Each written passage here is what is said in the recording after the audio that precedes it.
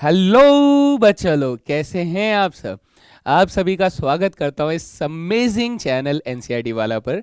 और आज मैं आप लोगों के लिए लेकर आया हूं प्रोबेबिलिटी का लेक्चर नंबर 3, जिसके अंदर हम लोग एक सुपर फेमस थ्योरम के बारे में बात करेंगे, बेस थ्योरम। सो मैं अखिल रॉय, आप लोगों का मैथमेटिक्स मेंटोर। आज हम लोग ऐसे ऐसे क्वेश्चंस करेंगे जो कि एक्चुअली में बहुत ही प्रैक्टिकल हैं। मतलब यकीन मानो कि अगर आप बेस थ्योरम को बहुत अच्छे से समझते हैं तो डेफिनेटली आप क्वेश्चंस का जो लैंग्वेज है उसको क्रैक करना सीख चुके हैं। तो अगर आप सीख जाएंगे तो ऑब्वियसली उसका प्रोबेबिलिटी निकालना फिर हमारे लिए कोई बड़ी चीज़ नहीं रहेगी, है ना। तो बिल्कुल इसी फन के साथ, इसी जोश के साथ हम लोग आज का सेशन पूरा करेंगे। तो चलिए शुरुआत करते हैं। आज हम लोग क्या क्या चीज़ें पढ़ेंगे इस क्लास से पहले। अगर आपने कंडीशनल प्रोबेबिलिटी को नहीं समझा है तो थोड़ा कंडीशनल प्रोबेबिलिटी को अच्छे से समझ लीजिएगा, क्योंकि उसका जो प्रेजेंस है वो यहाँ पर आपको देखने को मिलता है और काफ़ी अच्छा एप्लीकेशन है। और बेस थ्योरम जो है ये एक्चुअली में एक कॉम्प्लेक्स ऐसा सिचुएशन होता है जहाँ पर हम लोग बेस थ्योरम को समझते हैं कंडीशनल प्रोबेबिलिटी के बेसिस पर ही। तो चलिए इसको हम लोग ऐसे बातें बातें में नहीं करेंगे, ऐसे थोड़ा समझते हुए चलेंगे और फिर हमें ज़्यादा बेटर समझ में आएगा। आज हम लोग दो चीज़ें बात करेंगे कि सर सबसे पहले हम लोग टोटल प्रोबेबिलिटी जानेंगे, क्योंकि टोटल प्रोबेबिलिटी समझ में आएगी तो ही हमें बेस थ्योरम समझ में आएगा और वहीं से हम लोग अपना पूरा कॉन्सेप्ट बिल्ड करेंगे। So let's begin with the total probability theorem. देखो, टोटल प्रोबेबिलिटी थ्योरम जो है ये इस तरीके का स्टेटमेंट आप लोगों को समझना होता है कि सर इसका यूज़ हम लोग करते हैं while finding the total probability. But the problem is कि ये स्टेटमेंट इतनी लंबी है और बहुत सारे बच्चों को एक्चुअली में समझ में ही नहीं आती है, तो फिर वो क्या करें इसको। ना ही वो यूज़ कर पाते हैं, ना ही वो इसको अप्लाई कर पाते हैं, और अप्लाई नहीं होता है तो टोटल प्रोबेबिलिटी समझ में ही नहीं आती है। तो मैं इसको एक बेसिक से एग्जाम्पल को लेकर आप लोगों के साथ डील करूंगा, और वो जितने बेहतर तरीके से आप एग्जाम्पल को समझेंगे उतना ही अच्छे तरीके से आपको ये पूरा का पूरा गेम समझ में आएगा। तो एक छोटा सा एग्जाम्पल लेते हैं और फिर उसके ऊपर डील करते हैं, है ना। ध्यान से देखिएगा। हम यहाँ पर कहते हैं कि सर मान लीजिए हमारे पास 3 बॉक्स हैं, ठीक है। 3 सेम साइज के बॉक्स हम लोग ले लेते हैं। ये लीजिए। तो पहले वाले बॉक्स का नाम हम लोगों ने ए रख दिया, अगले वाले का बी रख दिया, अगले वाले का सी रख दिया। यहाँ पर हमारे पास मान लीजिए 3 रेड बॉल्स हैं और 5 ग्रीन बॉल्स हैं। अच्छा, यहाँ पर हमारे पास 4 रेड बॉल्स हैं और 4 हमारे पास ग्रीन बॉल्स हैं। यहाँ पर हमारे पास 2 रेड बॉल्स हैं और यहाँ पर 6 ग्रीन बॉल्स हैं। हम लोग थोड़ा सिंप्लिसिटी पे एग्जाम्पल को अरेंज कर रहे हैं और उस बेसिस पे हम लोग काम करेंगे। तो सर हमारे पास 3 बॉक्सेस हैं जिनके अंदर कुछ random number of red balls और ग्रीन बॉल्स हैं, रेस्पेक्टिव वैल्यूज अगर यहाँ पर लिखी हुई हैं। तो आपका गेम ये कहता है, मतलब ऑब्वियसली हम जो एक्सपेरिमेंट करने वाले हैं वो एक्सपेरिमेंट ये कि आप इन तीनों में से कोई भी एक बॉक्स को रैंडमली सिलेक्ट करोगे, बिकॉज आपको तो पता नहीं है किसके अंदर कितने कितने बॉल्स हैं, ये सिर्फ हमें बताया जा रहा है ना, प्रोबेबिलिटी के लिए। लेकिन आप इन तीनों में से किसी भी एक बॉक्स को रैंडमली सिलेक्ट करोगे और फिर उसमें से आप एक बॉल निकालते हो। ऐसा हो सकता है कि आने वाले क्वेश्चंस के अंदर आपको एक नहीं, एक से ज़्यादा बॉल्स भी पूछे जा सकते हैं। जैसे मान लीजिए 2 बॉल्स निकाल रहे हैं या फिर 3 बॉल्स निकाल रहे हैं, मोर देन भी 3 भी हो सकते हैं। तो ऐसे सिचुएशन में हम लोग अभी एक बॉल निकाल रहे हैं और वो एक बॉल जो है वो बॉल किसी भी रंग का हो सकता है, वो रेड भी हो सकता है, वो ग्रीन भी हो सकता है।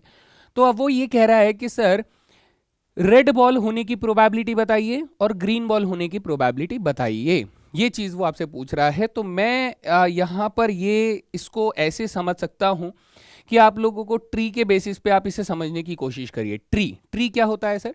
ट्री मान लीजिए कुछ ऐसे है कि आपने कहा कि सर सबसे पहले आप यहाँ पर हो, आपने यहाँ से 3 पॉसिबिलिटीज़ हैं आपकी क्या सिलेक्ट करने की, बॉक्स को सिलेक्ट करने की। तो आपके पास पहले है बॉक्स ए सिलेक्ट करने का, बॉक्स बी सिलेक्ट करने का और बॉक्स सी सिलेक्ट करने का। आपके पास यहाँ पर 3 चॉइसेस हैं। इन 3 चॉइसेस को आप कितनी कितनी प्रोबेबिलिटी से ले सकते हो? आप कह सकते हो कि सर ए बॉक्स को सिलेक्ट करने की प्रोबेबिलिटी 1/3 हो जाएगी, सिमिलरली बॉक्स बी भी 1/3 और बॉक्स सी की भी प्रोबेबिलिटी 1/3 हो जाएगी। क्यों? क्योंकि सर तीनों बॉक्स एक जैसे थे और तीनों के सिलेक्ट होने के चांसेस जो वो सेम रहेंगे, तो प्रोबेबिलिटीज भी सेम रहेगी। They will be equally likely events. ठीक है। अब बात ये आती है कि मैं यहां से ट्री को अगर आगे एक्सपेंशन करता हूं तो आप कहेंगे सर इस बॉक्स में से 2 चीजें हो सकती हैं क्या? वो एक रेड बॉल निकल सकती है या फिर वो ग्रीन कलर की बॉल निकल सकती है, हाँ या नहीं? आप कहेंगे हाँ सर। तो सेम चीज यहां से भी हो सकती है सर, सेम चीज यहां से भी हो सकती है और सेम चीज यहां से भी हो सकती है ना। ये सेम चीजें यहां से हो सकती है, हर एक में दो दो पॉसिबिलिटीज हमारे पास हैं। ओके, अब आपको ये समझना पड़ेगा, हम ये कह रहे हैं कि सर अगर मैंने बॉक्स नंबर ए को चुना होता, उसमें से मैं रेड बॉल निकालता, तो देयर आर 3 रेड बॉल्स, ठीक है, कुछ गलत हो गया, देयर आर 3 रेड बॉल्स और टोटल हमारे पास 8 बॉल हैं, तो इसका मतलब रेड बॉल की प्रोबेबिलिटी यहां से कितनी हो जाएगी सर, ये हो जाएगी 3/8 हो जाएगी। ग्रीन की प्रोबेबिलिटी हो जाएगी 5/8 हो जाएगी। रेड की प्रोबेबिलिटी कितनी हो जाएगी सर, रेड की प्रोबेबिलिटी यहां से बॉक्स बी में से अगर निकालेंगे तो 4/8 की प्रोबेबिलिटी, तो ग्रीन की भी प्रोबेबिलिटी 4/8 हो जाएगी। बॉक्स सी में से रेड कितने हैं सर, 2 है, तो 2/8 की प्रोबेबिलिटी हो जाएगी और यहां से ग्रीन की 6/8 की प्रोबेबिलिटी हो जाएगी। अब ये जो वैल्यूज हम लोगों ने लिखी है ना, इन प्रोबेबिलिटीज को नेमिंग करना थोड़ा सा आप समझिए, क्योंकि अगर आप ये नेम करना सीख गए तो आपको बेस थ्योरम का कॉन्सेप्ट ही समझ में आ गया। बेस थ्योरम और टोटल प्रोबेबिलिटी, पूरा कॉन्सेप्ट आपको समझ में आ गया और एकदम मक्खन क्लियर हो गया। अब आपकी नेमिंग सीखिए। हमने कहा कि सर हम एक्चुअली में क्या कर रहे हैं, हम यहां से पहले बॉक्स ए को सिलेक्ट कर रहे हैं और फिर रेड कलर निकाल रहे हैं। बॉक्स ए सिलेक्ट हो चुका है, उसके बाद हम लोग रेड कलर निकाल रहे हैं। तो क्या मैं इसको कंडीशनल प्रोबेबिलिटी के बेसिस पे ऐसे लिख सकता हूं कि the probability of red ball given that box A has been selected, है ना। मैं फिर से बोल रहा हूं कि हम इस चीज को कैसे लिख सकते हैं सर, ये जो चीज आप देख रहे हो ये चीज है probability of red ball given that, probability of red ball given that box A has been selected. Similarly ये वाली जो चीज है ये हम कैसे बोल सकते हैं कि sir probability of green ball given that bag A has been selected, है ना, कि बॉक्स ए में से रेड निकला है सर, पहले बॉक्स ए चुना होगा तभी तो उसमें से रेड निकला होगा। तो गिवन कंडीशन कौन है सर, बॉक्स ए सिलेक्ट हुआ है और उसमें से रेड या फिर ग्रीन निकाला है। सिमिलरली ये वाली जो प्रोबेबिलिटी है, ये प्रोबेबिलिटी हमारे पास क्या हो जाती है, probability of red ball given that box B has been selected. यहां से अगर हम लोग इसकी बात करें तो ये हो जाएगा probability of green ball given that box B has been selected. And इसी तरीके से इसका नाम हम लोग क्या दे देंगे, probability of red ball given that C has been selected and probability of green ball given that box C has been selected. ये नेमिंग हम लोगों ने कर दिया। अब ये ट्री जितना अच्छे से आप समझ पा रहे हैं उतना ही अच्छा आप क्वेश्चन को सॉल्व भी कर पाएंगे। कैसे, जरा समझाता हूं मैं आपको। अब आपको ना एक कहानी बनानी है अपने मन में। टोटल प्रोबेबिलिटी का मतलब क्या हुआ, टोटल प्रोबेबिलिटी का मतलब ये हुआ, मैं इसे कनेक्ट करता हूं अपने एक बहुत ही सुपर्ब फैंटेसी वाले एग्जांपल से। इस फैंटेसी के अंदर क्या होता है कि आप बेटा मल्टीवर्स में घूमते हो। मल्टीवर्स, अरे बाप रे, मल्टीवर्स जानते हो ना, वो कौन सी मूवी है, मैडनेस ऑफ मल्टीवर्स, नाम लिखकर बताना पूरा, है ना। और आप फैन हो या नहीं मार्वल यूनिवर्स के तो बताना, वो भी बताना, है ना। कौन सा सुपर हीरो आपको ज़्यादा पसंद है वो भी बता सकते हो, सब बताना, ठीक है। मैं अपन एकदम ओपन इसमें, क्योंकि मैं खुद फैन हूँ यार ठीक है। तो हम लोग यूनिवर्स को लेकर बात कर रहे हैं कि मान लीजिए आप बेटा यूनिवर्सेस में ट्रैवल कर सकते हो। आप यूनिवर्स 1 में, यूनिवर्स 2 में, यूनिवर्स 3 में, यूनिवर्स 4 में, डिफरेंट यूनिवर्सेस में आप ट्रैवल कर सकते हो। तो सेम टास्क मान लीजिए हम लोग ऐसे मान के चलते हैं कि यही वाला टास्क हमारे 3 अलग अलग यूनिवर्सेस में हो रहा है। 3 ही क्यों, क्योंकि बेटा 3 बक्से लिए ना हमने, इसलिए मैं सिंप्लिसिटी में रखते हुए 3 यूनिवर्स ले रहा हूं कि हम लोग ने 3 अलग अलग यूनिवर्स में जाकर देखा। तो एक यूनिवर्स में मान लो वो यूनिवर्स कौन सा है, यही वाला यूनिवर्स है। उस यूनिवर्स में बॉक्स ए चुना गया।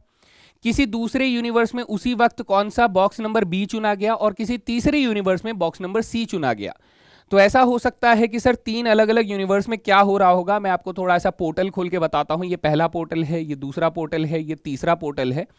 पहले पोर्टल में आपके पास ऐसे करके 3 बक्से रखे हुए हैं और आपने किसको चुना बेटा, आपने चुना इसको, है ना, आपने इसको चुना। अच्छा, दूसरे पोर्टल में क्या देखने को मिल रहा है सर, दूसरे पोर्टल में बॉक्स बी को चुना गया। आप यहां पर खड़े थे, आपने यहां से बॉल निकालने की कोशिश करी। और तीसरे पोर्टल में क्या हुआ सर, तीसरे पोर्टल में तीसरे बैग को चुना गया। आप यहां पर खड़े होकर बॉल निकालने की कोशिश कर रहे हो। There are 3 possibilities. सबसे पहले तो देयर आर 3 डिफरेंट पॉसिबिलिटीज। अब आप कह रहे हैं कि सर मैंने यहां से हो सकता है लाल कलर का बॉल निकाला हो, मैंने यहां से लाल कलर का बॉल निकाला हो, या फिर यहां से मैंने लाल कलर का बॉल निकाला हो, या फिर मैंने यहां से लाल कलर का बॉल निकाला हो, तो लाल कलर तो सर इस वाले यूनिवर्स में भी आ सकता था, इस वाले यूनिवर्स में भी आ सकता था, और इस वाले यूनिवर्स में भी आ सकता, तो लाल कलर तो कहीं से भी आ सकता था सर। तो जब आपको लाल कलर होने की प्रोबेबिलिटी चाहिए, तो सर मुझे ये वाली प्रोबेबिलिटी भी गिननी पड़ेगी, ये वाली भी गिननी पड़ेगी, ये वाली भी गिननी पड़ेगी। टोटल प्रोबेबिलिटी समझ में आ रहा है? Total probability. तो बस इसी चीज को हम लोग लेकर चलते हैं कि सर ये जो कॉन्सेप्ट है ये टोटल प्रोबेबिलिटी कैसे समझा रहा है, क्योंकि ये पॉसिबिलिटी डिफरेंट डिफरेंट यूनिवर्स में डिफरेंट डिफरेंट तरीकों से हो सकती थी। इसीलिए हम लोगों ने यहां से लाल बॉल को निकालने के लिए क्या कहा कि सर अगर मुझे रेड बॉल की प्रोबेबिलिटी चाहिए, सर आप ध्यान से देखिएगा बेटा, प्रोबेबिलिटी ऑफ रेड बॉल चाहिए, तो सर रेड बॉल तो तीनों यूनिवर्स में कहीं से भी निकल सकता था। तो अब हम लोग रुक रुक कर चलते हैं, हम कहते हैं सर पहले यूनिवर्स में ट्रैवल करने जा रहे हैं। तो पहले यूनिवर्स में क्या हुआ होगा, मैंने पहले बॉक्स नंबर ए को चुना होगा, है ना, बॉक्स नंबर ए को चुना होगा, तो प्रोबेबिलिटी ऑफ ए हो गया। फिर उसमें से मैंने रेड कलर निकाला होगा, तो मैंने कहा सर बॉक्स ए को चुनने के बाद रेड कलर निकाला है ना, तो probability of red given that box A has been selected रहेगा। तो ये हो गया यूनिवर्स 1 में से रेड कलर की बॉल निकालने की प्रोबेबिलिटी। समझ में आ रहा है कि रेड कलर और बॉक्स ए से रेड कलर निकालने की प्रोबेबिलिटी ऐसे हो गई।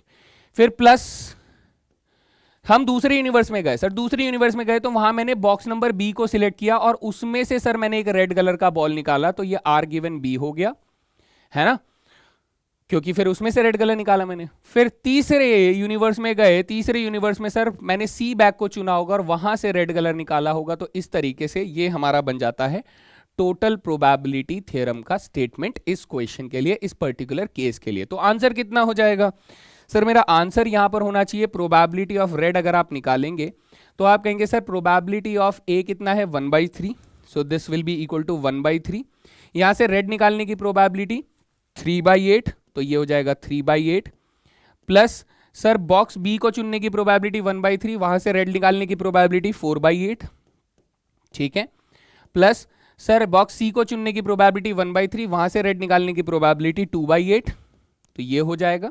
तो जब आप इन्हें जोड़ेंगे तो 2 + 4 6, 6 + 3 9, यानी 9/24 आ जाएगा। 3 के टेबल में काटेंगे तो 3/8 आ जाएगा। So this is your required probability of getting a red ball in total. कि सर अगर मैं तीनों बक्सों को भी चुनता, तो तीनों बक्सों में से कोई सा भी चुनता, लेकिन उसमें से रेड बॉल निकलने की जो एक्चुअल में टोटल प्रोबेबिलिटी होती वो 3/8 होती।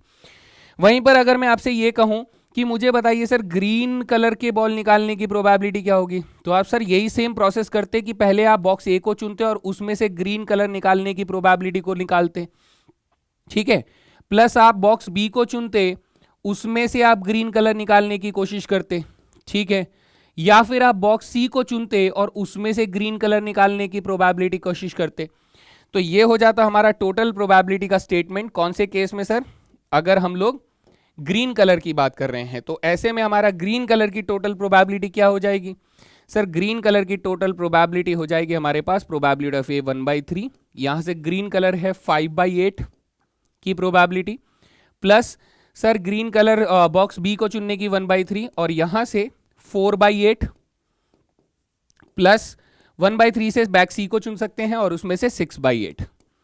तो आप देखेंगे कि सर हमारी प्रोबेबिलिटी कितनी आ रही है, दिस इज 5 + 4 9, 9 + 6 15, 15/24, तो 3 के टेबल में काटेंगे तो ये 5/8 आ जाएगा। Now this is the total probability of getting a green ball in this experiment.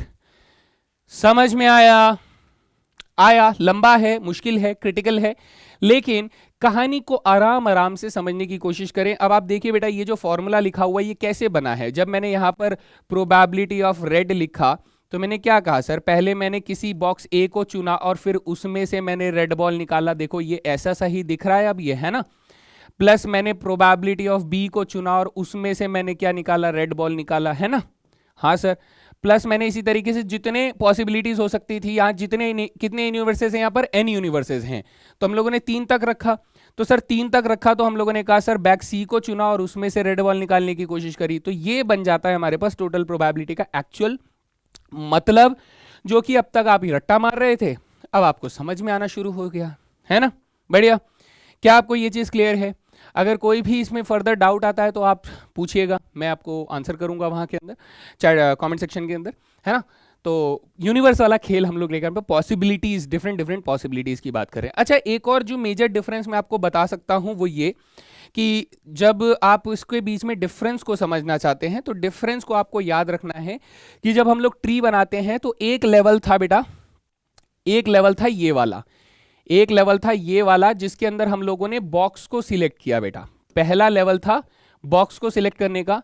दूसरा लेवल कौन सा था सर? दूसरा लेवल हमारे पास था बॉल को सिलेक्ट करने का। ये पहला लेवल और दूसरा लेवल है ना। आप पहले लेवल के बाद दूसरा लेवल कर सकते हो, लेकिन दूसरा लेवल पहले नहीं हो सकता, पहले आपको पहला लेवल ही करना पड़ेगा। यानी आपको पहले बैग चुनना पड़ेगा, बॉक्स चुनना पड़ेगा, तभी तो आप बॉल निकाल पाओगे ना। बिना बॉक्स चुने आप बॉल कैसे निकालोगे भाई? कोई तो बॉक्स पहले होगा। तो पहला लेवल और दूसरा लेवल, हम लोग इसे ऐसे लेवल के नाम से कहेंगे डिफरेंस को समझने के लिए। तो टोटल प्रोबेबिलिटी में क्या होगा? आपको हमेशा दूसरे लेवल की प्रोबेबिलिटी पूछी जाएगी, यानी रेड होने की प्रोबेबिलिटी या फिर ग्रीन होने की प्रोबेबिलिटी पूछी जाएगी। बाकी पहले लेवल के ऊपर जो सवाल पूछा जाएगा वो मैं अभी आपको थोड़ी देर में एक्सप्लेन करूंगा। तो क्या यहां तक बेसिक बात समझ में आती है ना?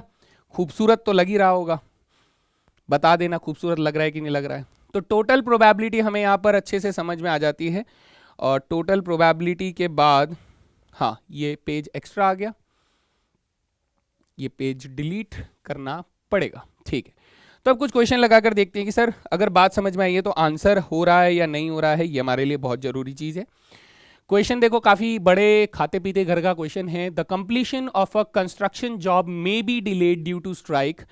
The probability of strike is 0.6. The probability that the construction job gets completed on time if there is not strike is 0.85, and the probability that a construction job gets completed on time if there is a strike is itna. What is the probability that the construction job will not be completed on the time?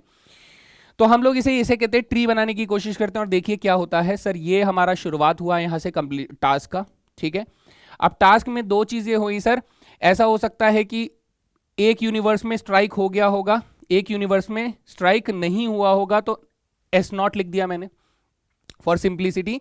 एक universe में हमारे पास strike हुआ होगा तो S लिख दिया, दूसरे universe में एस का नॉट लिख दिया कि सर स्ट्राइक नहीं हुआ होगा। अच्छा, फिर यहां से क्या होगा बेटा? जब स्ट्राइक हुआ होगा तब यहां से दो पॉसिबिलिटीज निकल कर आई होंगी कि सर काम कंप्लीट हो गया होगा या फिर काम कंप्लीट नहीं हुआ होगा, तो सी नॉट लिख दिया।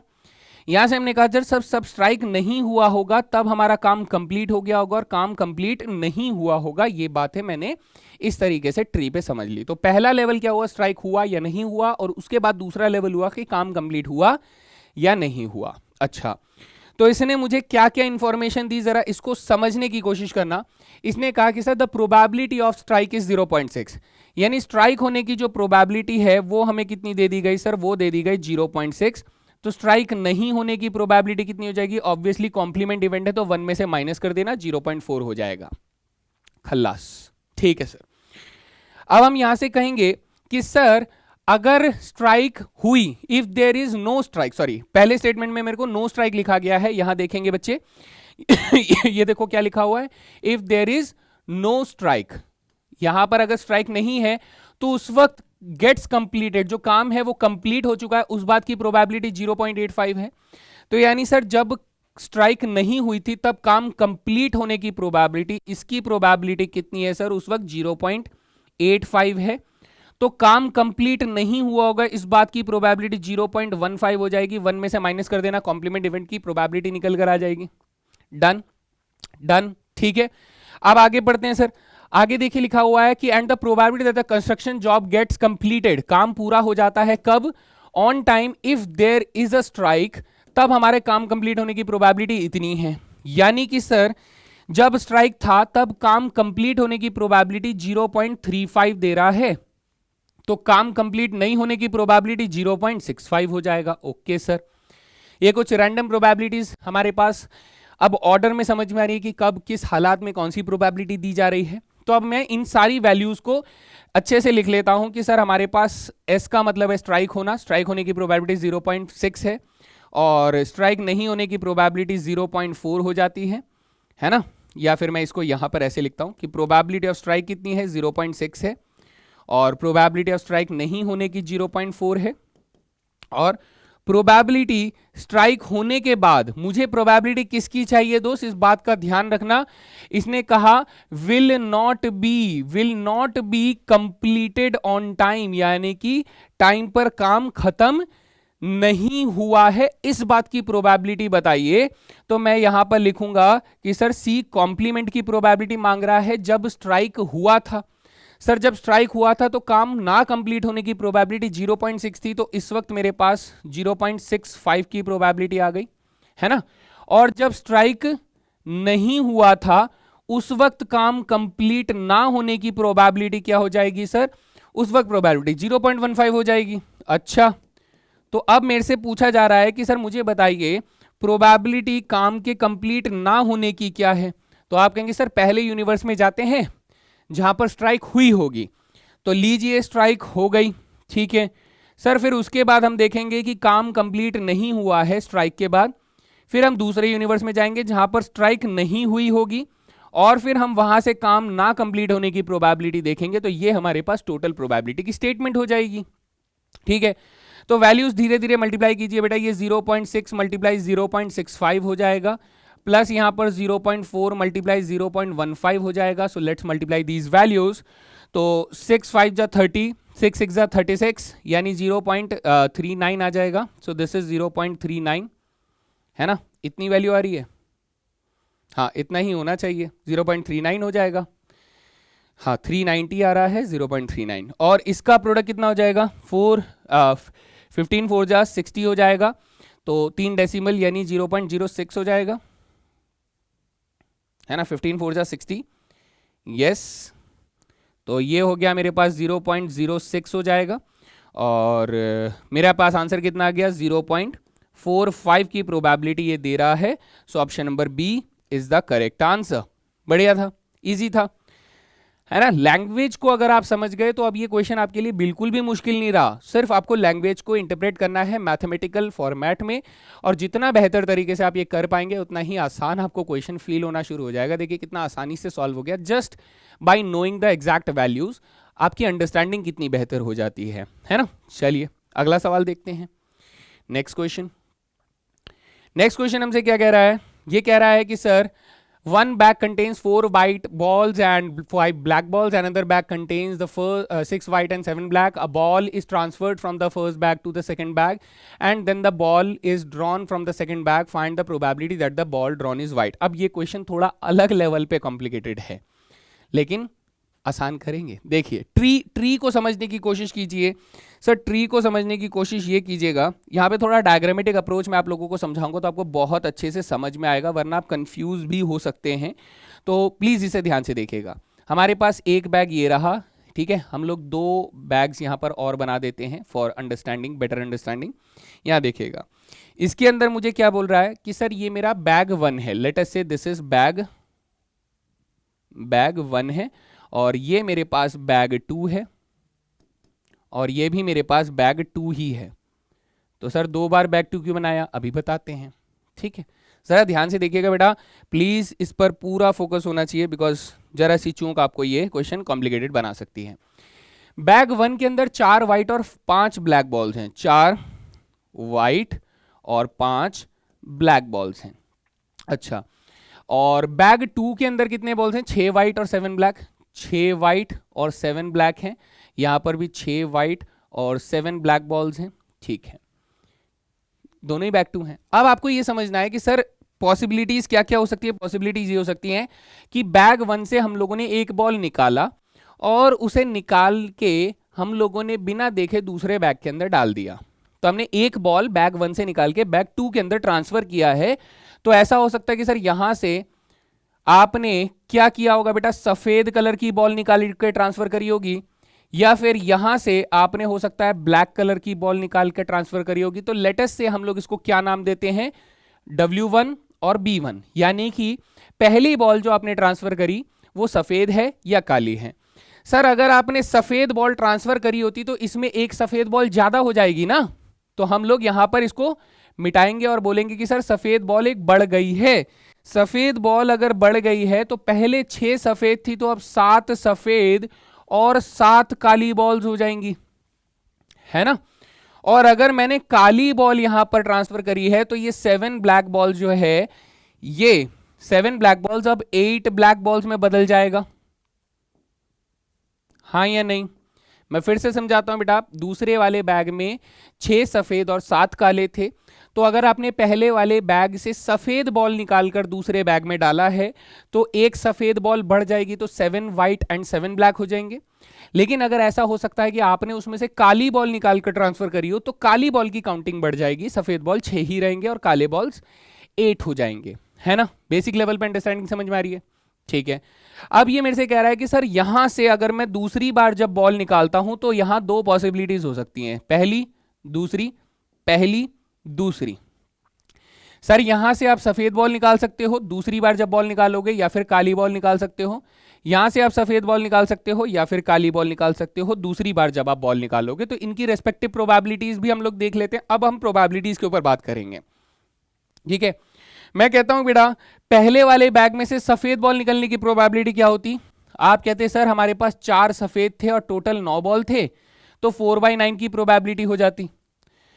बैग नंबर ब्लैक कलर का बॉल पहले बार में निकालने की प्रोबेबिलिटी क्या हो जाती है सर, 5/9 की प्रोबेबिलिटी हो जाती है ना। ये रेस्पेक्टिव प्रोबेबिलिटीज हो गई कि पहली बार जब आप बॉल निकालेंगे वो या तो 4/9 और 5/9 से व्हाइट और ब्लैक की रेस्पेक्टिव प्रोबेबिलिटीज हो जाएंगी। नेक्स्ट में बेटा बैग 2 से आपको सफेद बॉल अगर निकालनी है तो आप कहेंगे सर इसकी प्रोबेबिलिटी 7/14 हो जाएगी और इसकी प्रोबेबिलिटी भी 7/14 हो जाएगी, है ना, ठीक है सर। बैग 2 में से अगर आपने पहले ब्लैक निकाला होता तो इसमें से व्हाइट निकालने की प्रोबेबिलिटी 6/14 हो जाएगी और यहां से बेटा 8/14 हो जाएगी। ये कुछ प्रोबेबिलिटीज हमारे पास रेस्पेक्टिव प्रोबेबिलिटीज आ गई। चलिए अब इस ट्री को समझने के बाद हम लोग लिखते हैं कि सर प्रोबेबिलिटी ऑफ W1 कितना है हमारे पास। W1 यानी व्हाइट बॉल निकालने की प्रोबेबिलिटी पहले वाले बैग से वो हो जाती है 4/9। अच्छा, और प्रोबेबिलिटी ऑफ ब्लैक 1, इसको वहां लिखेंगे, प्रोबेबिलिटी ऑफ ब्लैक 1 यानी ब्लैक कलर का बॉल निकालने की प्रोबेबिलिटी 5/9 है। ये हो गए हमारे फर्स्ट लेवल की प्रोबेबिलिटीज।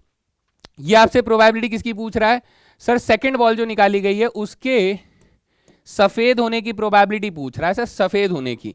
यानी ये मेरे से कह रहा है कि सर मेरे पास दूसरी बॉल जो निकली होगी वो सफेद होगी, जबकि पहली बॉल सफेद निकली है तो उसकी प्रोबेबिलिटी हमने कितनी निकाली है सर, दूसरी बॉल सफेद होने की 7/11 निकाली है। और प्रोबेबिलिटी सफेद बॉल दूसरी बार निकालने की, जबकि आपने पहली बार में ब्लैक बॉल निकाला होगा, उस वक्त प्रोबेबिलिटी हमारे पास कितनी है, 6/14 है। सॉरी ये 11 नहीं है, ये 14 है। कितना है, 14 है। अच्छा, तो मुझे क्या निकालना है सर, मुझे टोटल प्रोबेबिलिटी बतानी है किसकी, दूसरे बॉल के सफेद होने की। तो W2 की टोटल प्रोबेबिलिटी बतानी है सर। टोटल प्रोबेबिलिटी W2 की क्या होगी, या तो पहली बार हम लोगों ने सफेद बॉल निकाला होगा और उसके बाद मैंने दूसरी बार भी सफेद बॉल निकाला होगा, या फिर हम लोगों ने पहली बार में काली बॉल निकाली होगी और फिर उसके बाद हम लोगों ने सफेद बॉल निकाली होगी काली बॉल निकालने के बाद। तो ये स्टेटमेंट हो गया सर। वैल्यूज को यूज करें, यहां से 4/9 मल्टीप्लाई 7/14 प्लस यहां से 5/9 मल्टीप्लाई 6/14, है ना। तो सर 14 इंटू 9 कितना हो जाएगा, 126 हो जाएगा। 7 4 जा 28, 5 6 जा 30, तो ये कितना हो जाएगा 58/126। 2 के टेबल में काट देते हैं, 2 2 जा 4 और 2 9 जा 18, 2 6 जा 12, 2 3 जा 6, यानी 29/63 is the required probability of this question. बढ़िया, मजा आया। क्वेश्चन देखो बेटा, समझने में समय जाएगा, करने में नहीं, क्योंकि अगर समझ ही नहीं आएगा तो ये क्वेश्चन हिलने भी नहीं वाला। तो इसके लिए आपको थोड़ी सी एक्स्ट्रा लेवल पे समझ बनानी होगी कि चल क्या रहा है यार। क्वेश्चन को थोड़ा सा, लैंग्वेज को आपको बहुत अच्छे से दिल से समझने की कोशिश करनी होगी। Okay, clear. चलिए एक और क्वेश्चन लगाते हैं और देखते हैं और बेहतर होगा। ठीक, ये क्वेश्चन क्या कह रहा है सर, देयर आर 2 बैग्स, अच्छा, one of which contains 3 black and 4 white balls while the other contains 4 black and 3 white balls. A fair die is cast. If the phase 1 or 3 turns up, a ball is taken from the first bag, and if there are any other phase turns up, a ball is chosen from the second bag, find the probability of the choosing a black ball. देखिए अब इसका tree level कैसे बनेगा, आप ऐसे भी बना सकते हैं, वैसे भी बना सकते हैं। मैं ऐसे अभी इस वक्त ऐसे बना रहा हूं कि यहां से हमारा एक्सपेरिमेंट होना शुरू हुआ। अब ये कह रहा है कि सर मैंने डाइस रोल किया तो अगर 1 और 3 आया तो हम लोग क्या करेंगे, तो हम लोग सर यूज करेंगे बैग नंबर 1 को यूज करेंगे। अच्छा, और अगर सर 1 और 3 के अलावा कोई नंबर आया तब क्या करेंगे, जैसे कि 2 हो गया, 4 हो गया, 5 हो गया या फिर 6 हो गया, ये नंबर्स आए तो हम लोग बैग 2 को सिलेक्ट करेंगे। बैग 1 के अंदर की कैपेसिटी कितनी है बेटा, 3 ब्लैक 4 व्हाइट, 3 ब्लैक 4 व्हाइट हो गया। अच्छा, और बैग 2 के अंदर क्या क्या है हमारे पास, 4 black and 3 white, 4 black and 3 white यहां पर इसकी कैपेसिटीज हैं। अब यहां से क्या हो सकता है सर, दूसरी बार जब हम लोग बॉल निकाल रहे होंगे तो पॉसिबिलिटी सर यहां से व्हाइट बॉल निकल जाएगा या फिर यहां से ब्लैक बॉल निकल जाएगा। यहां से सर पॉसिबिलिटी है व्हाइट बॉल निकल जाए या फिर हमारे पास ब्लैक बॉल निकल जाए। ये पॉसिबिलिटीज है हमारी रेस्पेक्टिव, है ना, ठीक है। अब मान लीजिए मैंने इस इवेंट को क्या नाम दे दिया बेटा, इस इवेंट को मैंने नाम दे दिया पी इवेंट नाम दे दिया, और इस इवेंट को मैंने क्यू इवेंट का नाम दे दिया, क्योंकि कुछ तो नाम देना पड़ेगा ना, वरना हम लोग समझ नहीं पाएंगे। ये आप इवेंट की डेफिनेशन जरूर कर दीजिएगा कि P जो है गेटिंग 1 एंड 2, Q जो है गेटिंग 2 3 4 6 एंड 2 4 5 6, और ये W क्या है, getting a white ball, B जो है B का मतलब है गेटिंग अ ब्लैक बॉल। ये इवेंट की डेफिनेशन आप दे दीजिएगा तो आपके मार्क्स भी नहीं घटेंगे बोर्ड्स के हिसाब से। अगर हम लोग जाएं और CUET के हिसाब से जाएं तो फिर तो वो तो ऑप्शंस आपको मिलेंगे, तो कुछ लिखें ना लिखें कोई फर्क तो पड़ता ही नहीं है इससे हमें, है ना, हमें आंसर निकालने से मतलब है। चलिए बहुत बढ़िया। तो अब मैं यहां से कहता हूं कि सर पहले क्या हुआ होगा, देयर आर पॉसिबिलिटीज। हम ये कहते हैं कि सर प्रोबेबिलिटी ऑफ, ये बताइए P का क्या होगा, यानी P इवेंट के होने की प्रोबेबिलिटी क्या होगी कि 1 और 3 आ जाए। सर डाइस में 1 और 3 यानी 2 फेवरेबल आउटकम है, तो प्रोबेबिलिटी कितनी हो जाएगी सर, 2/6 हो जाएगी। ओके सर, फिर प्रोबेबिलिटी ऑफ Q इवेंट होने की प्रोबेबिलिटी क्या होगी, सर Q इवेंट के होने की प्रोबेबिलिटी 4 आउटकम्स हैं तो 4/6 हो जाएगा। डाइस रोल किया है ना हम लोगों ने ये चुनने के लिए, ठीक है सर। देन हम कहेंगे सर मुझे किस चीज की प्रोबेबिलिटी चाहिए, मुझे ब्लैक बॉल की प्रोबेबिलिटी चाहिए सर, किसकी, ब्लैक बॉल की प्रोबेबिलिटी। तो हम कहेंगे सर ब्लैक बॉल निकालना है आफ्टर गेटिंग P, यानी कि 1 और 2 लाने के बाद, 1 और 3 लाने के बाद हमें ब्लैक बॉल निकालना है। इस बात की प्रोबेबिलिटी कैसे निकालें, तो रेस्पेक्टिव प्रोबेबिलिटीज मैं ऐसे कहता हूं सर, यहां देखो ये 4 बॉल्स हैं, टोटल 7 बॉल्स हैं, तो इसकी प्रोबेबिलिटी 4/7 हो जाएगी, तो इसकी 3/7 हो जाएगी। यहां पर देखो 3 वाइट बॉल्स हैं, टोटल 7 बॉल्स हैं, तो ये 3/7 हो जाएगी, और इसकी बेटा 4/7 हो जाएगी, है ना। तो हम कहते हैं कि सर ब्लैक बॉल निकालना है आफ्टर P, यानी कि P हो चुका है उसमें से ब्लैक बॉल निकालने की प्रोबेबिलिटी सर 3/7 है, जबकि probability of black ball after Q event has been happened, तो वहां से सर 4/7 की प्रोबेबिलिटी है। आपसे क्या पूछा जा रहा है सर, मुझे पूछा जा रहा है ब्लैक बॉल निकालना है। So probability of black ball, उसकी टोटल प्रोबेबिलिटी क्या हो जाएगी सर, ऐसा हो सकता है कि P इवेंट हुआ हो उसके बाद आपने ब्लैक बॉल निकाला हो, है ना, उसके बाद आपने ब्लैक बॉल निकाला हो, या फिर Q इवेंट हुआ हो उसके बाद आपने ब्लैक बॉल निकाला हो।